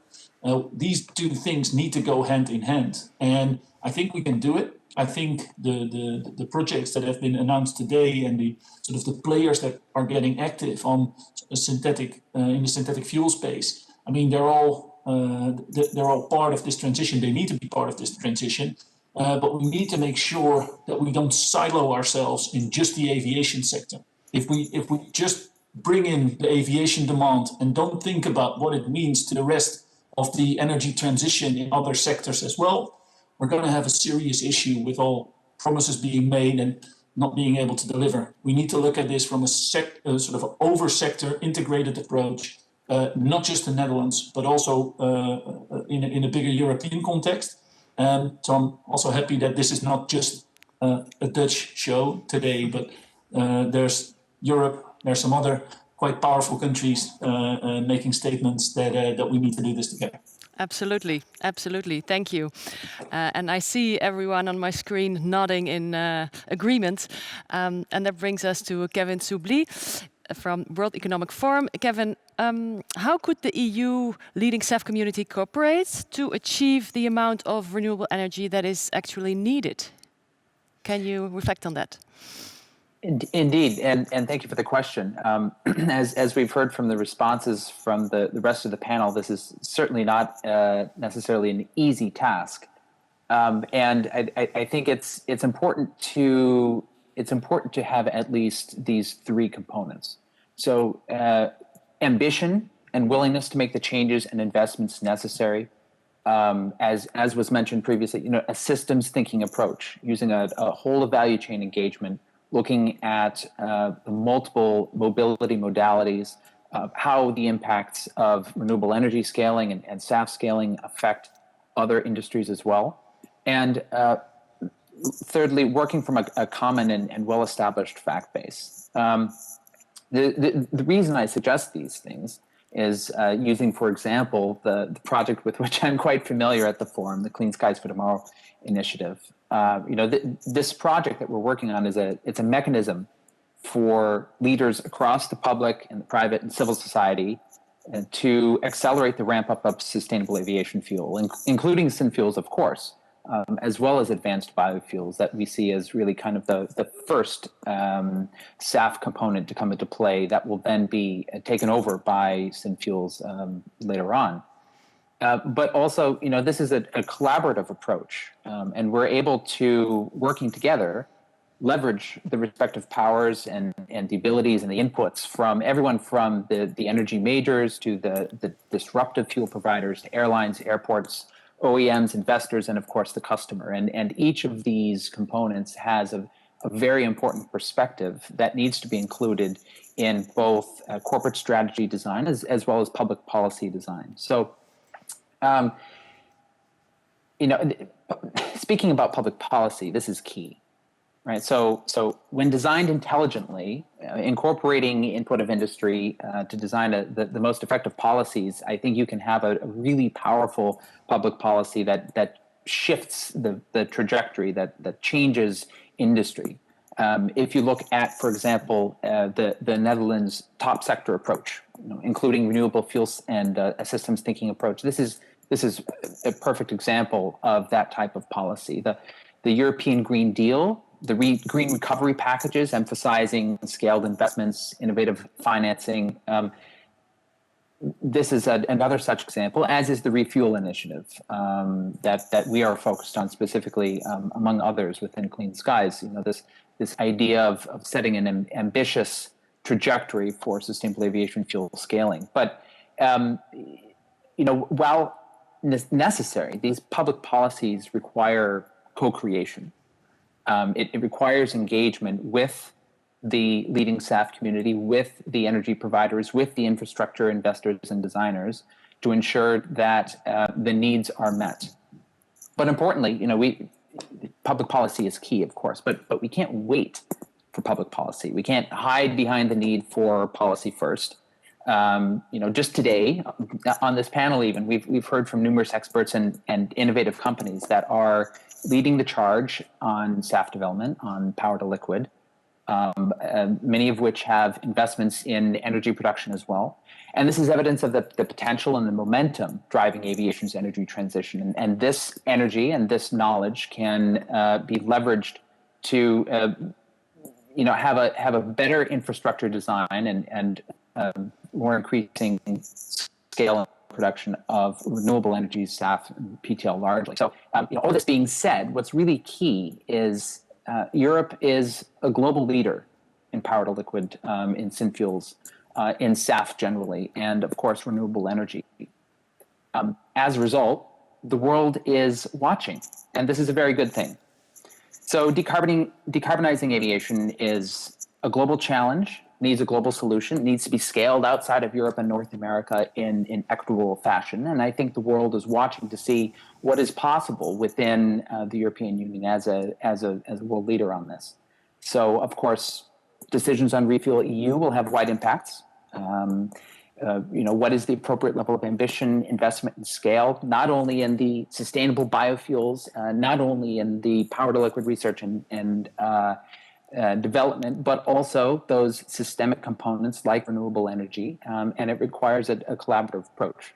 So, within Clean Skies, within the coalition, most of which is actually represented here today, which is wonderful to see. There's a proven sustainable biofuel feedstock available for ramping up, advanced biofuel SAF. We have, as was announced today, a very clear pathway for synthetic fuel scaling, but those other components, right, like renewable energy, need to be incorporated in a smart way, and collaboration and communication, sharing of information and basic level of fact base is necessary to succeed. Thank you. Thank you very much. And talking of that collaborative approach, a final question with a short answer as possible to Sky Energy. What do you consider the best spots for actually producing the synthetic kerosene? Maarten. Final questions for you.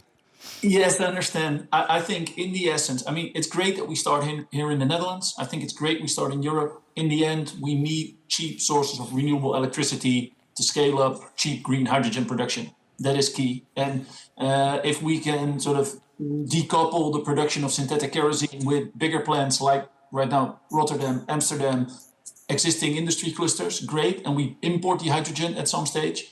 I think if we start looking at actual renewable electricity at the lowest cost, we need to go sunny and windy. That's a beautiful conclusion. That hydro potential, but that's already sort of getting to its limits. So, in the end, it's going to be the Sahara again, right? So if we're going to... Thank you. Windy and sunny.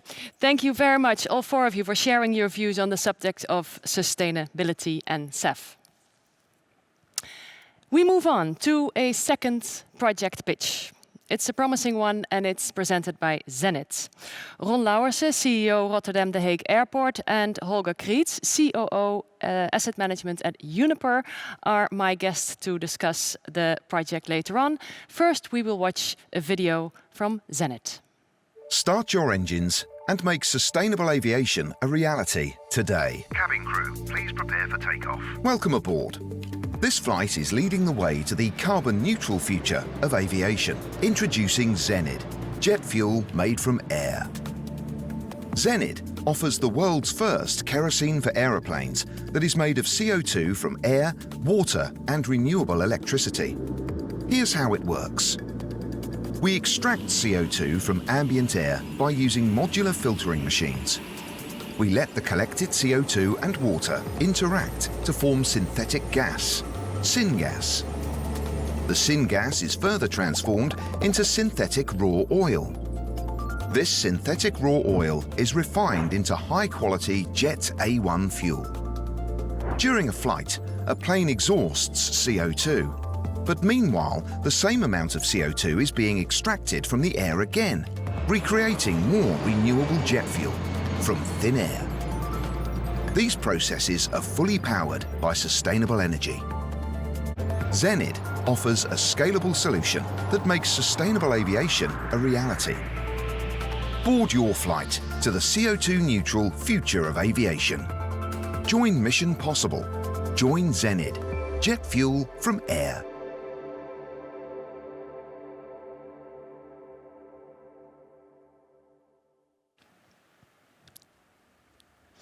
And a warm welcome to Ron Lauwersen and Holger Kriets, who are dialing in to discuss, or actually to present, the Zenit project.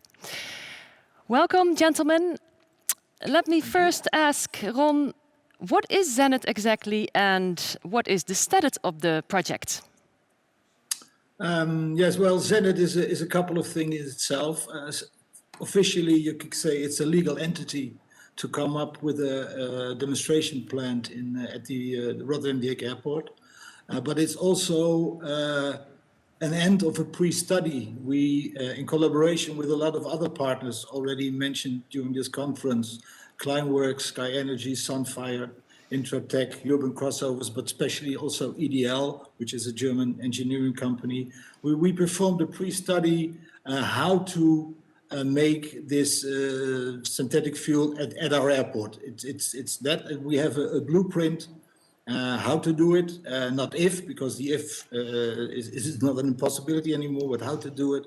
And then this Zenit company, which consists of Climeworks and Sky Energy, they cooperate with Uniper to come up and to build this plant. Thank you very much. Then we go to Holger Kriet. Welcome on behalf of Uniper. What is the role of Uniper and the reason to take part in the Zenit project? Good morning, all. As a global utility, we've established quite ambitious climate goals, targeting carbon neutrality in Europe already in 2035. We believe in the future of hydrogen, and as a matter of fact, we already 10 years ago invested in the first megawatt scale electrolyzer here in Germany, the first one that was globally erected in this scale. So today we invest in the range of hydrogen-based innovations, and Zenit is unique because it's not only targeting sustainable jet fuel, but also closing the carbon cycle using the direct air capture technology. Thank you. Thank you very much. I address again Ron Lauwersen about the location, because it is built at Rotterdam The Hague Airport. Why is it important for the area, the region, to have it located there?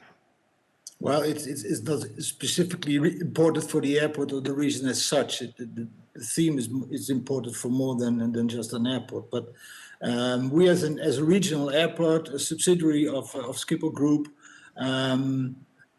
being close to the port of Rotterdam, we have a very nice location where a demonstration plant can be built. It's interesting that in the southwestern part of the Netherlands, a lot of industry is aviation industry, and sustainability of this industry is important as well, and that's why our airport is a great location. And looking from the innovation side, we have a foundation, Rotterdam The Hague Innovation Airport, which does a lot of innovations, not only on aviation as such, but also on education, technology, data, etc., and it fits in our innovation profile. We can be described as on these issues the lab for testing all kinds of initiatives, and when they work out, you can also implement them first within the Schiphol Group at the location Amsterdam, etc. Another thing that's rather important, I think, also hearing all the discussions about the sustainability of the sustainable fueling. We know it's theoretically possible. We saw in the video that it's also practically usable, but still it's not really tangible. And I think if you come up with innovations and you can see them, you can touch them, you can use them, then they become tangible, and then they become more vivid for a lot of other people and can be a good starting point for further development. Gentlemen, congratulations on the project. Thank you for your contribution, and of course, good luck for the future.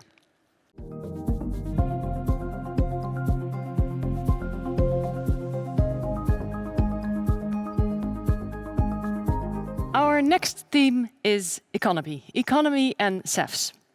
It will be introduced by our third keynote speaker, Andreas Scheuer. He is the Minister of Transport and Digital Infrastructure from Germany.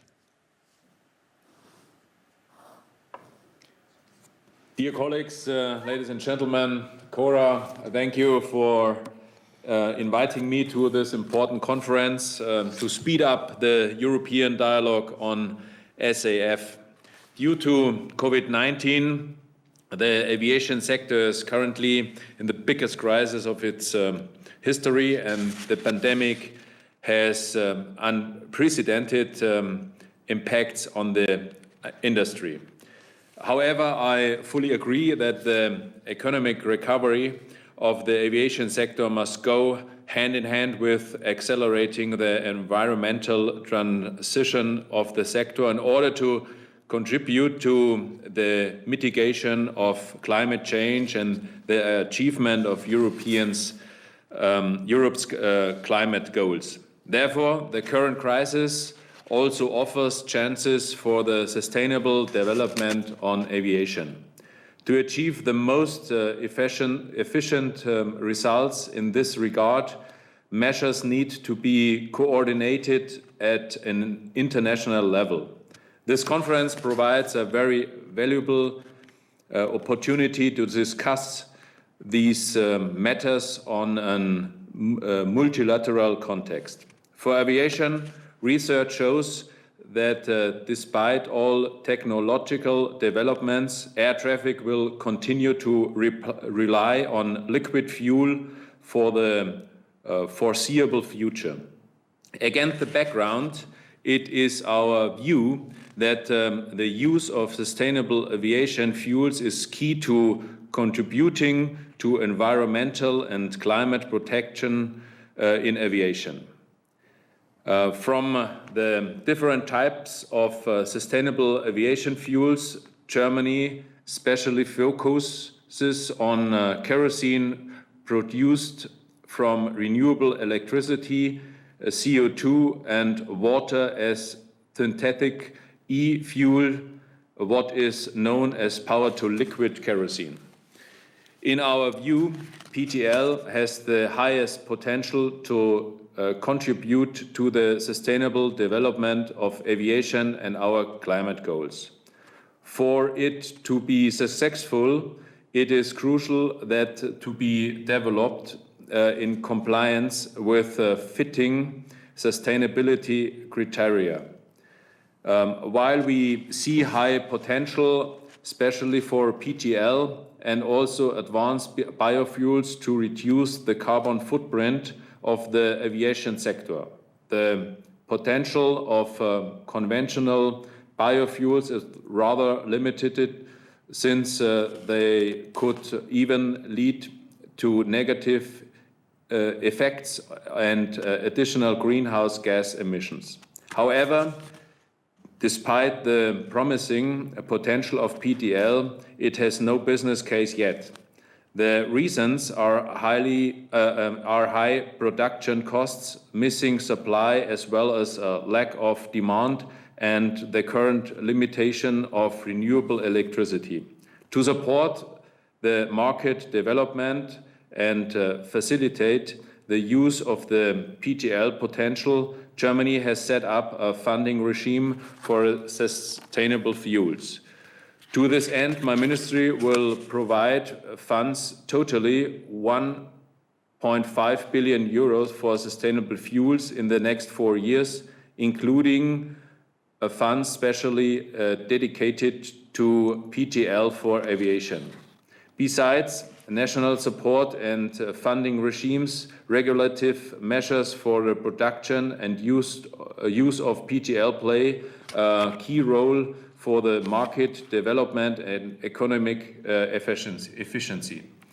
With regard to mandatory steps, Germany aims at an ambitious national implementation of the EU Renewable Energy Directive. In this context, Germany foresees a national blending quota for PTL in jet fuel starting from 2026 with 0.5% and increasing up to 2% by 2030 based on kerosene sold in Germany. Such a blending quota would challenge aviation only to the extent that it will be able to recover after this crisis. However, at the same time, market distortion has to be considered and addressed. Therefore, we advocate for a common European and international approach regarding regulatory measures and quotas. In this context, we support RefuelEU Aviation to boost the supply and demand for sustainable aviation fuels and PTL. This regulation should, in our view, include a separate requirement for PTL kerosene. With regard to national policies, Germany published its national hydrogen strategy in June 2020. In particular for aviation, the national hydrogen strategy included measures to boost production capacities for PTL. It also outlines the already mentioned quota for PTL in aviation. As an additional national scheme, the German government and stakeholders from industry are currently developing a common PTL roadmap for aviation. We consider this common roadmap as another key component for the market development of PTL and a common understanding on this matter. We aim to present and publish the PTL roadmap in the next weeks in the German and English, and I very much welcome this dialogue and platform, as well as all the interesting ideas that have already been presented, and look forward to the ones following. Thank you.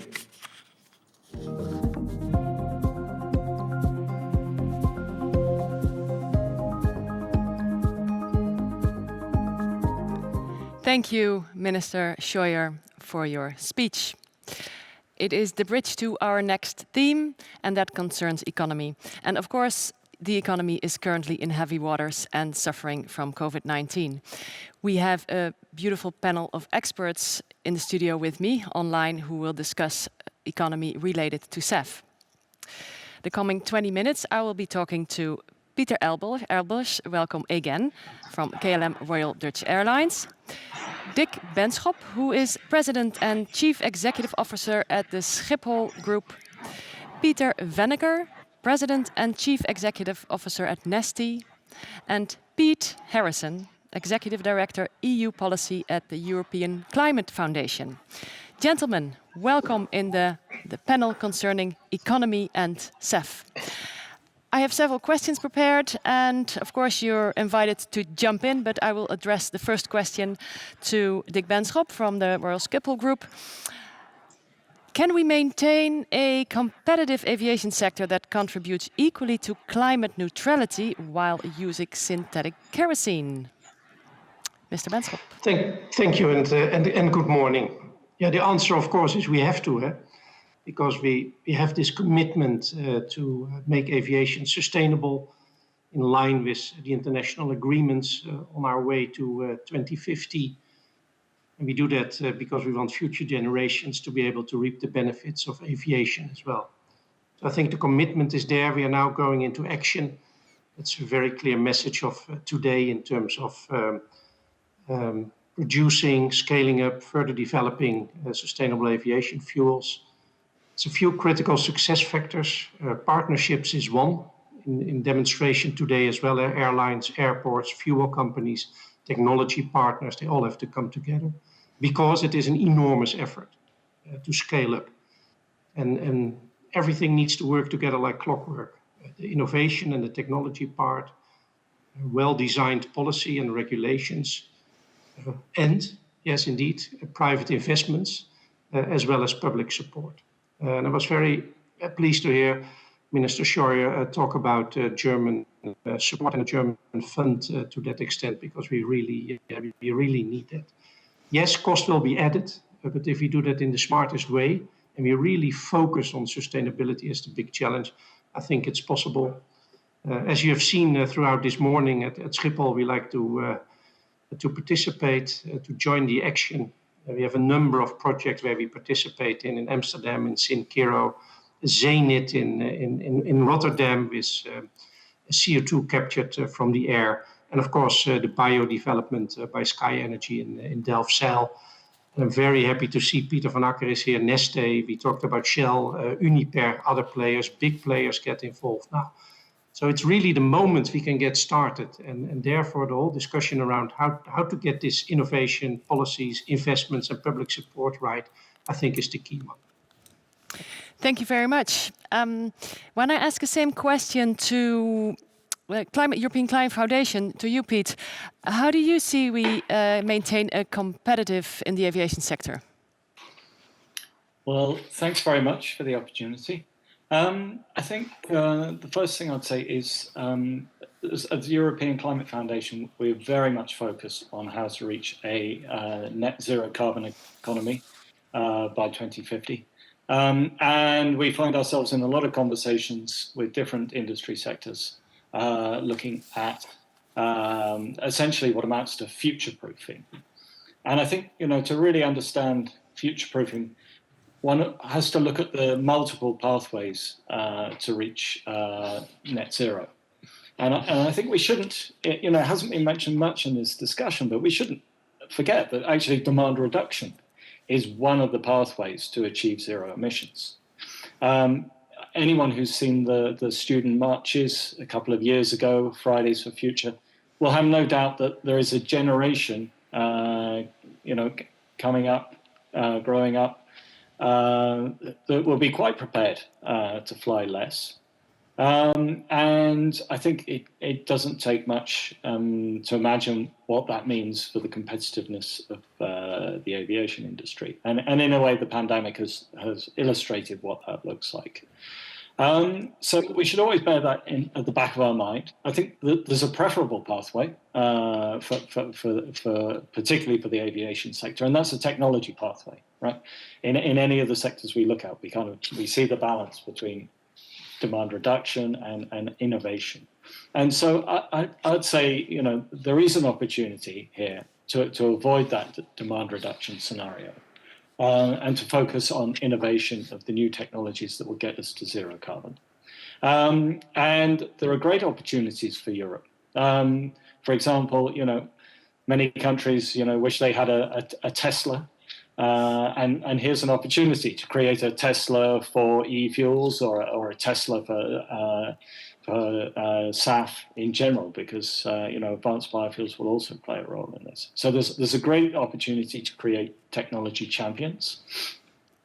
It will be very good for the trade balance. We will essentially be moving from a energy source that is predominantly imported, with about 80% of the value going to the overseas value chain, to one where much more of the value added will be captured in Europe. So I see it as a sort of macroeconomic opportunity. And although the costs are high, if kind of measured in terms of euros per ton of carbon abated, the costs are actually fairly negligible for the next decade, as we're starting this pathway of innovation. I was looking at some figures the other day that suggested about 15 euros additional cost on each ticket from Northern Europe to the Med, but that would be for a 10% blend. At the moment, if we're looking at e-fuels, I think we're talking about more like sort of 2% blend by 2030. So these kind of levels, we're not talking about much additional cost, and with it comes this great economic opportunity to be there at the cutting edge of the technology race. And one final thing to say is, although it's a big opportunity, it has to be done sustainably. And that means starting small, and that means avoiding stranded assets. And I think anyone who's familiar with the last decade of discussions about the EU's Renewable Energy Directive will have known the pain of those early investments, will know that the Renewable Energy Directive is being fulfilled largely through imports of palm oil and soy oil. So not the economic opportunity that was envisaged in the first place. But there is the opportunity to get it right and to put forward a new EU policy framework that really puts the focus on the very most sustainable fuels and to grabbing that opportunity. Thank you. Thank you, Piet. Let me address Peter Venneker from Neste about the uptake of synthetic kerosene in the aviation sector. What policy measures do you consider to be needed to ensure a gradual uptake? Well, also from my side, good morning. At least it's morning still in Europe, I think. It still is.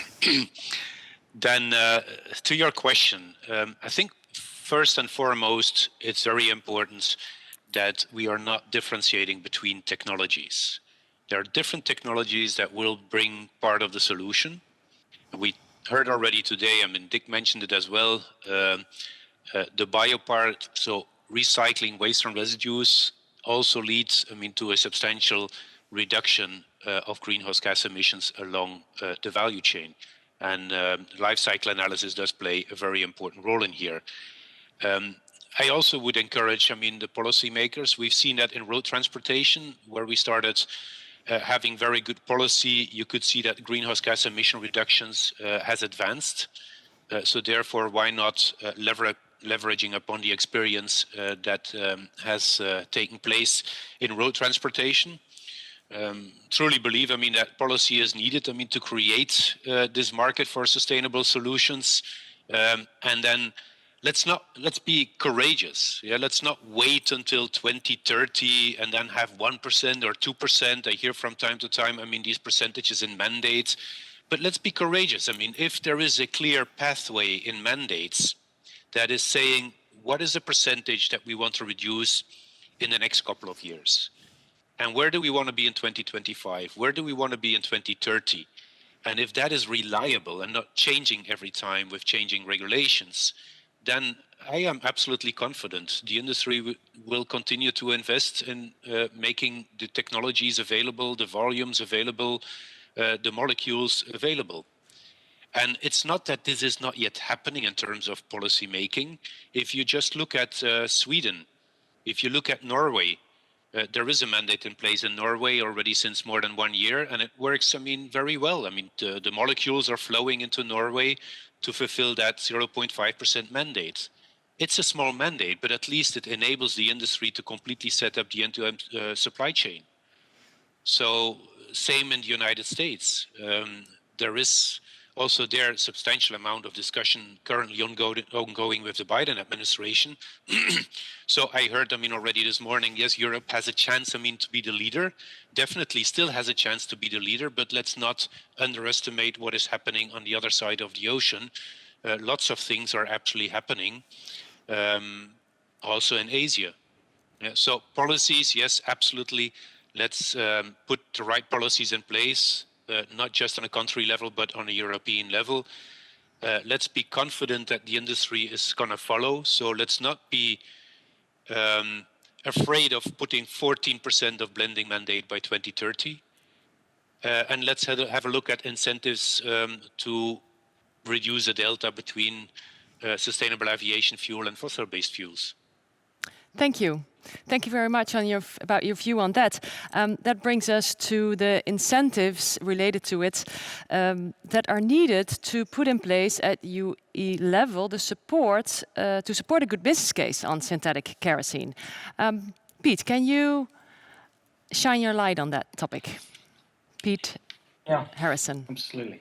Thank you. Yeah, a lot of Peters here. I think the first thing we should say is this isn't going to be driven by a lot of the policy framework that is already in place. I mean, Corsia is not going to drive this kind of innovation, if any kind of in-sector reductions. What we've had in place for aviation so far, the ETS, is also not really geared towards driving innovation. We've looked at this in detail in terms of heavy industry, and there's been a very full discussion over the last few years about, you know, can the ETS drive new technologies? And essentially a lot of this is similar kind of technologies, you know, related to hydrogen. And we're talking here about technologies that, you know, are going to cost hundreds of euros per ton in terms of, you know, filling the price gap. And so it's pretty evident that the ETS we have today, we're trading around 30 to 40 euros per ton, isn't really going to fill that price gap. Now, our work on heavy industry has really pointed to a few other much more direct and meaningful policies. So, for example, carbon contracts for difference have been highlighted by many industry partners as helping it to plug that price premium. Public procurement, a very important tool. which could, in a way, be funded through taxation, and also mandates. And I'd say that the key with the mandate is actually to really start small and to get it right.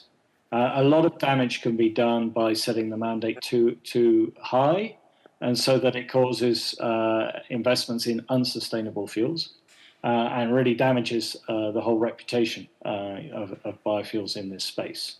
And the other, apart from small, I'd say it has to start early, so it needs to start now at the EU level to get some of this innovation underway and help drive down costs through scale economies.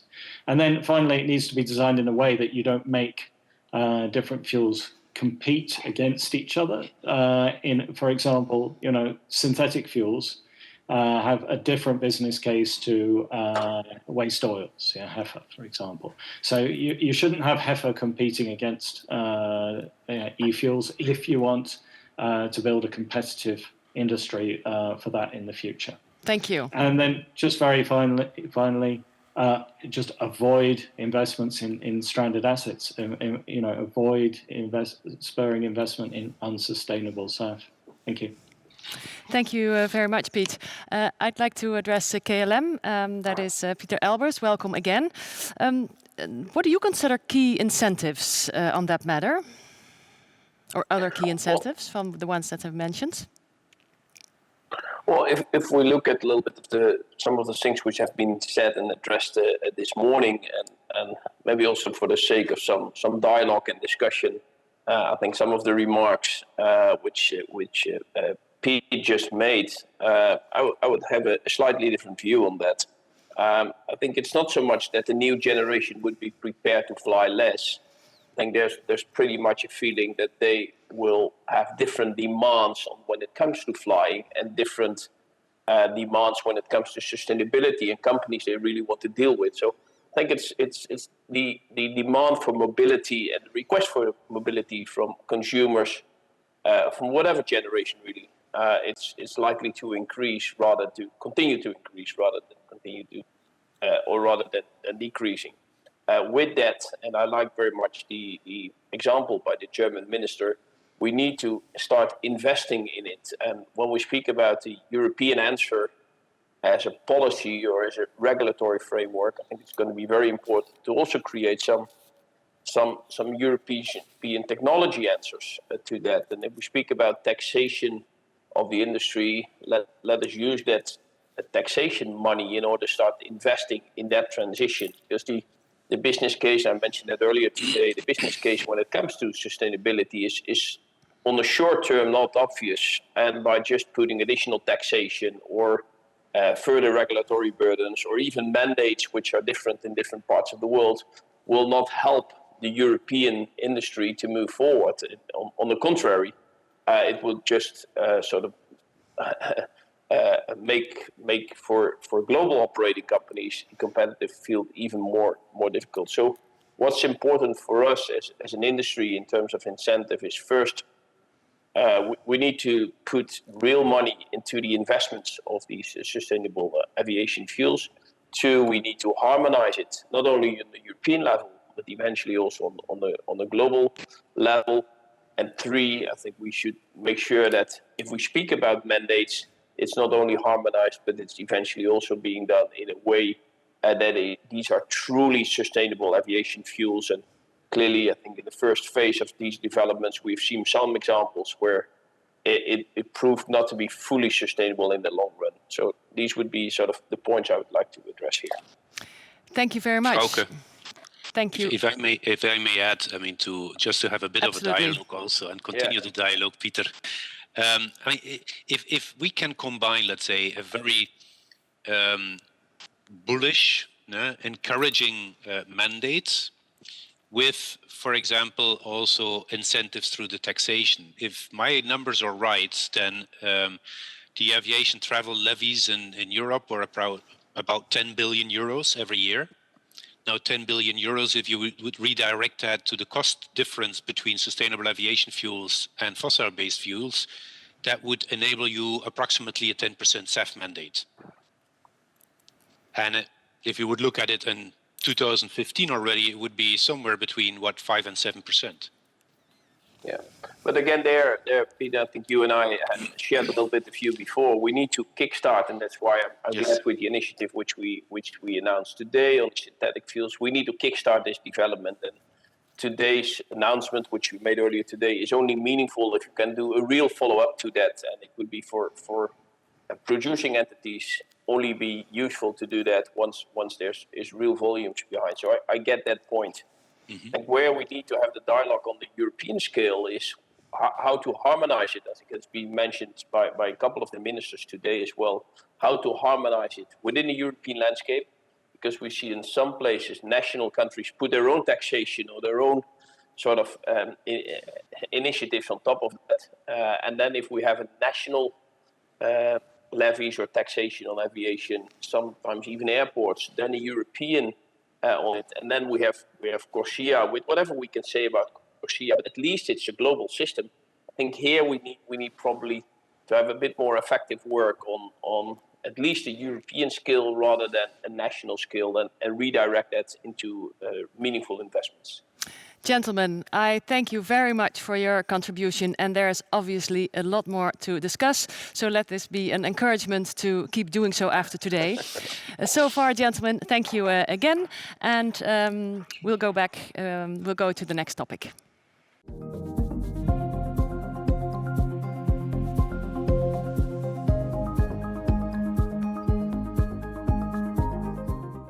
For the next 15 minutes, we are proud to present to you 5 ministers and 1 minister of state from Europe.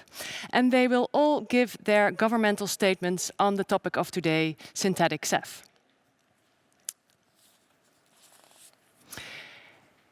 We will go and listen to their 2-minute statements.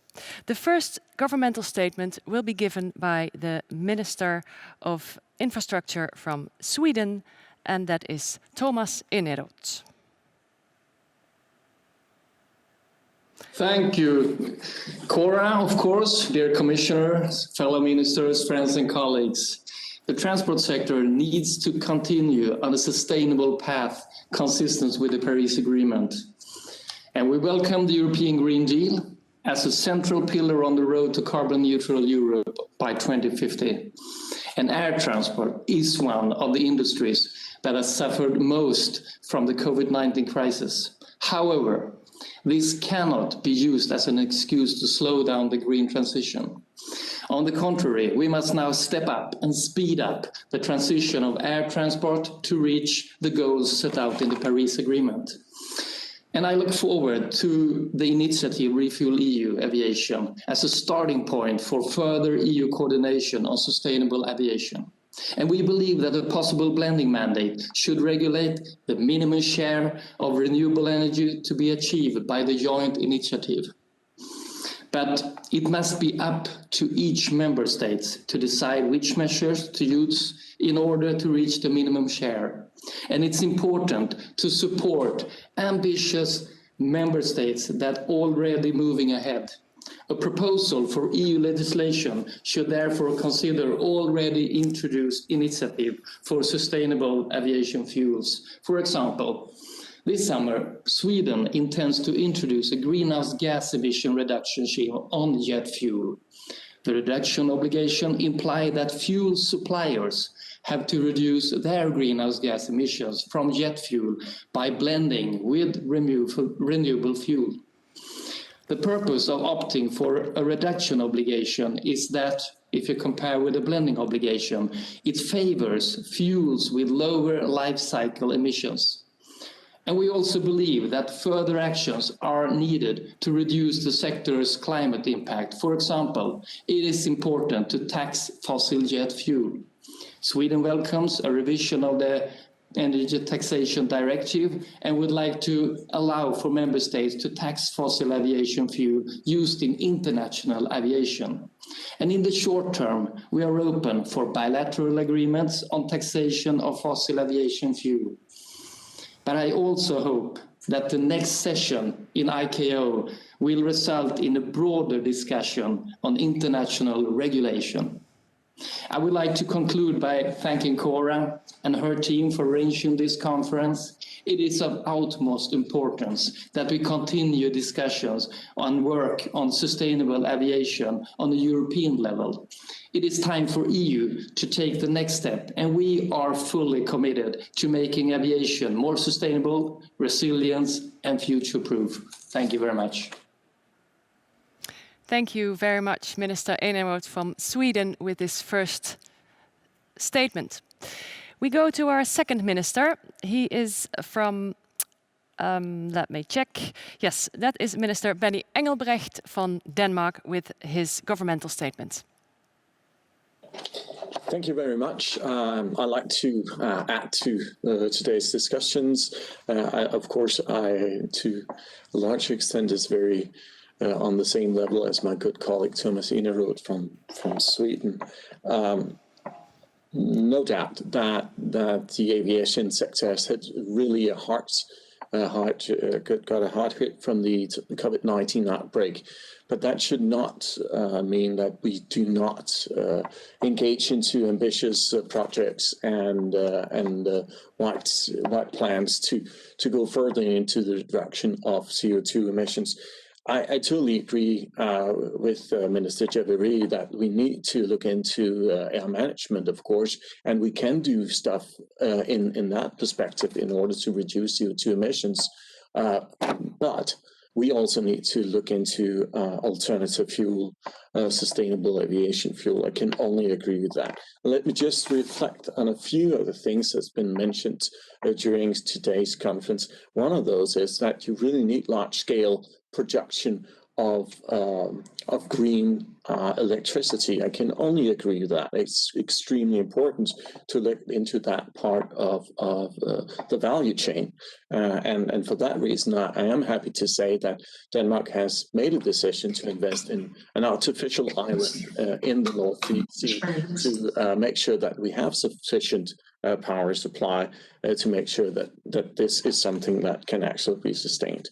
So this is a very important conference. Cora, thank you very much for having us. Thank you very much for inviting us. And I'd like to state that Denmark supports the Dutch Declaration on Sustainable Aviation and see the sustainable aviation fuels as an important pathway to reduce the climate effects on aviation, both short and long term. Thank you very much. Thank you, Minister Engelbrecht, on behalf of Denmark. We move on to our third statement, and that is from Finland, the Minister of Transport and Communication, Timo Harakka. Good morning, dear commissioners, dear ministers, Thomas, Benny, dear experts, business leaders, ladies and gentlemen. There's no question about it. We need to do more to reduce the climate impact of aviation. Effective EU-wide policy measures must be introduced rapidly to boost new sustainable innovations and green recovery. So I warmly welcome the Commission's Refuel EU Aviation Initiative, look forward to its ambitious and rapid implementation. At the same time, we must drive ambitious climate goals on a global level. The next ICAO Assembly in 2022 will show whether the aviation community is ready for concrete measures. It will be no doubt challenging to agree on a common goal and necessary measures. However, there is no time to postpone the inevitable. No matter whether the climate measures are national, EU-wide or global, sustainable aviation fuels are in the very center of them. Today, we've heard very many inspiring presentations on e-fuels, and I'm certain that e-fuels will play a major role in decarbonizing aviation. We're not there yet, but there are some promising initiatives in Europe, including in Finland. I find it very important that while we head towards a maximum e-fuel usage in the future, we also maximize the use of the current available measures. We already have sustainable fuels on the market, which can reduce aviation emissions up to 90%. There are also sustainable feedstocks available, even beyond Commission's preliminary mandate calculations. With swift and ambitious action, aviation sector could make a real difference in achieving EU 2030 climate goals, and we would drive the change in global arena. Let's show ambition, let's work together. Thank you. Thank you, Minister Harakka, for your encouraging words from Finland. We move to our fourth country, and that is Latvia. We have the Minister of Transport, and that is Talis Linkaits. Dear colleagues, dear ministers, dear Cora, I'm grateful for the chance to discuss today with you the highly promising topic that is shaping every second debate on how to continue flying in sustainable and affordable way. Even at the moment, priority to all of us is to overcome the COVID crisis. At the same time, this is an opportunity for innovation and transformation. I'm sure that Europe can and have to lead by an example. It is not going to be an easy approach, and a lot of practical hurdles lies ahead, especially for the small and distant member states that do not have a solid base for this kind of challenge. From our perspective, and also with a view to the forthcoming EU legislation, we see that the main challenge is how to reduce the price gap of this fuel. It is important that we let the carriers choose on overall aim instead of putting strict burden, for example, focusing on demand. Nevertheless, I would like to express support for the pioneering efforts in this field. In a mutual cooperation, we can help each other to initiate of ramp up. So I wish success to this conference. Stay healthy. Thank you for this opportunity. Thank you, Minister Linkaits. Then it is the turn for the Minister of Luxembourg from Mobility and Public Works, François Bosch. Good morning, dear colleagues. It is a pleasure for me to participate in this conference. And I must say that decarbonization of transport is one of the main priorities in order to achieve the ambitious and objectives of the European Green New Deal, namely a climate neutral continent by 2050. So therefore, it is a key that all transport sectors contribute their share to this Herculean task, and despite the deep ongoing crisis that aviation is facing today, it is in particular important that aviation is not excluded from this. So, of course, the production climate neutral fuels for sector which today can hardly do without fossil energy sources such as aviation, maritime, shipping, or also the steel industry is in the near future one of the best ways to achieve this objective. And of course, e-fuels only make sense if they respect sustainability and additionally principles have a significant improvement environmental and carbon footprint with regarding to existing solutions. Therefore, it is crucial that e-fuels are primarily produced from 100% renewable energy and that their manufacturing is as efficient as possible. So as long as there are no more energy efficient alternatives available, synthetic aviation fuels can contribute to a more sustainable air transport and reduce aviation's climate relevant emissions. I must say that it was a good idea to organize this conference to have a large overview a little bit of what is possible. But now I think it's time that we should act, because we must know that at the end of the year, we have in Glasgow the COP26, and for sure, the large focus at the COP26 will lie on the transport sector, and there also especially in the aviation sector. So thanks again for organizing this, and I hope that we could take the conclusions of this meeting to the COP26. Thank you so much, Minister Bosch. That brings us to the final governmental statement, and that is given by Spain, the Secretary of State for Transport, Pedro Saura.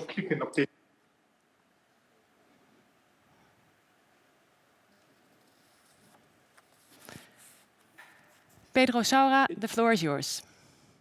Thank you. Good morning. Today's aviation sector has a serious short-term challenge. Hydrogen is a future important option. Today's sustainable aviation fuels, SAF, are a proven and safe technology. Therefore, governments must promote their use from now on. Spain's government is setting SAF mature objectives, which hopefully will soon be activated. At the same time, we're promoting proven technology waste-to-fuel projects, which will allow to curb urban waste processing and transform aviation. Based on all this, we clearly support the Refuel EU Aviation Initiative, where maybe facing the most important challenge for humanity, and the EU has a clear chance to lead it. Thank you very much. Thank you, Secretary of State Saura, and thank you to all other 5 ministers with their governmental statements. We're now approaching the closing of the conference. We just listened to the support of the several ministers on the topic, but of course also the European perspective is of vital importance. And as I introduced earlier, we will listen to a reflective speech of Frans Timmermans, the Executive Vice President at European Commission, and he will reflect on the subject SAF in light of the Green Deal. We're going to listen to his speech live. Well, thank you very much, and thank you to Cora for organizing this meeting. I think it's timely and urgent that we talk about this in this broad perspective, and I was really impressed by the contributions of the ministers, which will help us to define where we need to go. You know, everybody's suffering because of COVID.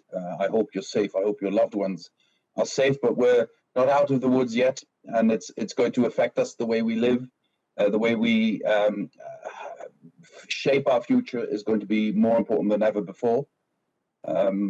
We are supported by a large part of our population. Over 70% of Europeans believe that we need to do something about the climate crisis and that it's urgent, and we need to do something about also the biodiversity crisis, the threat of ecocide. And regardless of the fact that people are mostly concerned with their health now and with their jobs, still this is a very prominent issue. And as you know, we have defined our goals as becoming climate neutral by 2050 and reducing our emissions compared to 1990 with 55% in 9 years from now, in 2030. Now, aviation is a very specific sector we need to look at, because before the pandemic already, we knew we had a special challenge. If you look at the analysis the Commission made of the particular challenges to get to minus 55 in 2030, there are 3 sectors that really stand out as the most challenging. It's the built environment, buildings, it's transport, and it's agriculture. And within transport, aviation, as you know, is a particular challenge because we've seen a relatively huge increase of emissions over the last decade. We need to tackle that issue. Now, of course, with the pandemic, aviation was particularly hard hit, and a lot of public money was put into keeping a sector alive. And I think that was a good choice because the aviation sector is going to be crucial also in our recovery and in the future structure of our economy. but it has to be an aviation sector with heavily reduced carbon footprint. And because we cannot rely on electricity to solve that, you cannot, electricity will play a relatively small role in aviation, but it's not going to provide the same solution as we've seen, for instance, in cars. So we need to look for other solutions. Of course, part of the solution is changing the nature of aviation in terms of what you use it for. I think many countries, Cora knows is from the Netherlands, but also I see the French minister, many countries are now focusing their efforts on reducing short-haul flights, increasing the modularity of transport systems, and making sure that they all fit hand in glove in this modular approach. It's important for passenger travel, but also for goods. And aviation will undoubtedly be an existential part of this. But we still also need to look at what will be fueling future aircraft, and that is of extreme importance. And I know that the industry is on board for this. I know that most, if not all, governments are on board for this. And I have to say, with the election of Joe Biden as President of the United States, also the international environment is quickly changing, because there is no doubt in my mind that they will be looking for a rapid reduction of carbon footprints as well, a rapid reduction of emissions as well. And then the argument that is traditionally used that we cannot touch the airline, the aviation sector, because it's an international sector and we can't move, you will kill our industry, etc. That argument becomes more or less moot if we all start moving in the same direction. Incidentally, I believe the preparation of Glasgow should very much focus on this as well, to see what we're doing nationally, what we're doing, the big players are doing, EU, China, and the United States, and try and convince others to move in the same direction. I think for aviation, this is crucial. Now, for the blending of fuels, or for the movement towards synthetic fuels to succeed, we need to look at a couple of issues. First of all, there is the lack of demand, but also the lack of demand which is caused by the lack of production, the lack of offer. And we need to make sure that we enhance quickly the production of blended fuels, the production of biofuels, the production also of the technologies that will lead us to produce hydrogen at low cost. We also need to foster the airline industry, the manufacturers, the European manufacturers. We need to support them in developing aircraft that can use synthetic fuels in the future. I know that Airbus is working on this, and we need to be part of that development with the support we have in Horizon and in other areas. We also need to make sure that we develop the hydrogen sector as quickly as we can. The Danish example was given of this offshore island. I think, especially with offshore wind, the potential of creating hydrogen is going to be increased manifold, and that will certainly have a good effect on the prospects for sustainable fuels in the airline sector. Am I still online? I think there was a problem with the connection. Am I still there? I'm back? Okay. What instruments do we have to influence the price problem we face? Because when I talk to representatives of airlines, we're all very much willing to move in that direction.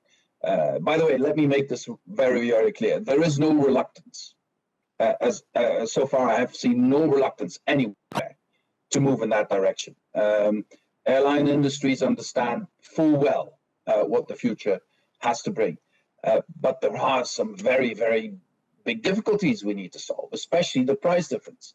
And this is also, the interplay between offer and demand, but it's also the need to look at the prospect of investment into new technologies. What instrument do we have to influence this? I think, from my perspective, the ETS, the emissions trading system, is the best system to put a price on carbon, and it's also a system that will allow us, when it generates revenue, to be very clear about investing that revenue directly into creating sustainable transport systems. So you can make sure through the ETS that it doesn't sort of disappear in the general taxation area of member states, but goes back directly to the sectors that need them. I also have the impression, talking to my Chinese and counterpart and my American counterpart, that forms of ETS are going to be cornerstones of their approaches to decarbonizing their economy as well. So I believe ETS in aviation, which is so far a piecemeal approach, could play a bigger role. And if we do it at the scale I envisage, then you also create a level playing field, and then the risk of putting European airline industries at a disadvantage diminishes. And then, of course, we also have the carbon border adjustment mechanism, if necessary, to correct for that. All in all, I have to say, and we need to be brutally honest on this. If we want this to work, we have to operate on all of these sectors. If we want this to work, we also have to be technologically neutral. There is not one silver bullet here. Hydrogen can be a part, blended fuels can be a part, other synthetic fuels could be a part of the solution. Biofuels will absolutely be a part of the solution with all the complexities it comes with. But we need to make sure we move in this direction on all these fronts.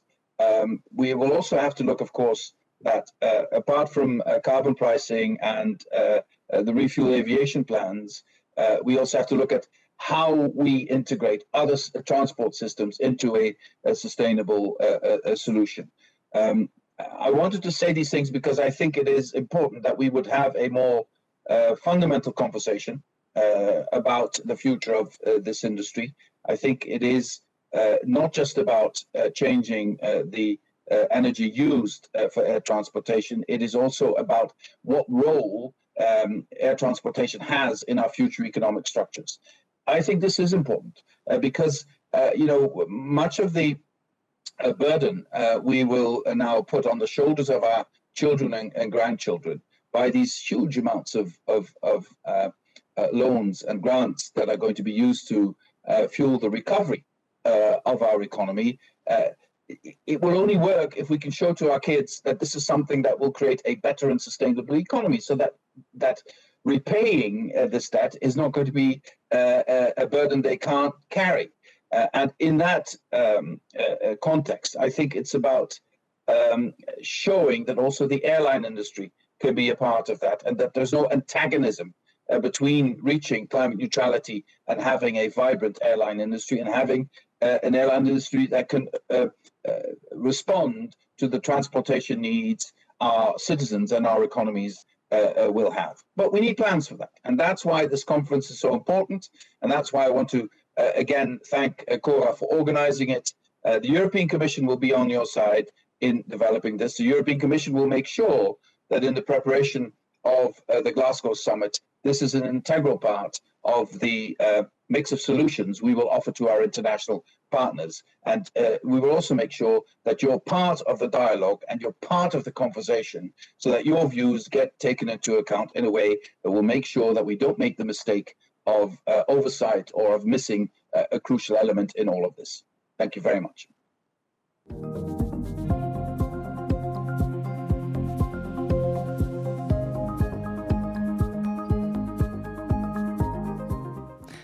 Thank you, Executive Vice President Timmermans, for your encouraging and honest speech. For our closing of this conference, I may invite one more time our Minister of Infrastructure and Water Management, Cora van Nieuwenhuizen, still from her home office, to reflect on the inspirations and the panel discussions and presentations of today. Minister van Nieuwenhuizen, I think the main question is, how do you reflect on this morning's conference? Well, thank you, Frauke. Dear friends, I think this was an inspiring morning. We have witnessed the first commercial flight on sustainable synthetic fuel. And if you allow me to say, I think that is another step toward an ever-shrinking footprint. I think it was good to learn about the obstacles we need to overcome with regard to technology, sustainability and economy. And this all to ramp up the production and uptake of synthetic fuels and making aviation more sustainable. I would like to thank the project pitchers for sharing their plans for the production of synthetic fuels. Many thanks also to my fellow ministers, to Commissioner Adina Vălean and of course to Frans Timmermans for their presence and their inspiring contributions today. I'm proud to see that regional, cross-sectoral and international cooperation is already happening. And with this statement today, I think we, the Netherlands, Germany, France, Spain, Sweden, Denmark, Finland, Luxembourg, we all mark our joint efforts as a starting point for further joint steps towards sustainable aviation. And if you allow me, Frauke, I would like to read out our common message. So we therefore support the aim of the European Commission to boost the supply and demand for SAF in the EU, so as to create favorable conditions in order to ramp up the production and deployment of SAF based on robust sustainability criteria. The potential of synthetic aviation fuels, in addition to advanced sustainable biofuels, is clear. The challenge is to make use of the current momentum by providing for a clear long-term perspective so as to contribute to a scalable SAF marketplace. A European blending mandate for SAF can achieve this. So we call upon the European Commission to further stimulate and incentivize the uptake of sustainable aviation fuels, including synthetic fuels, through funding programs under the existing financial framework. And we welcome the Refuel EU Aviation Initiative as a starting point for further EU coordination, so as to ensure an integral and effective long-term agenda on sustainable aviation. I think this is a clear sign of our common conviction and dedication to work on the sustainability of the aviation sector. And I'm really looking forward to join hands for the further development of synthetic fuels. Thank you all so much. Thank you, Minister van Nieuwenhuizen. Then I'd like to close this conference by thanking everybody who has been participating today on the conference concerning synthetic SAFs. It has been a very interesting morning, and I wish you a wonderful rest of the day.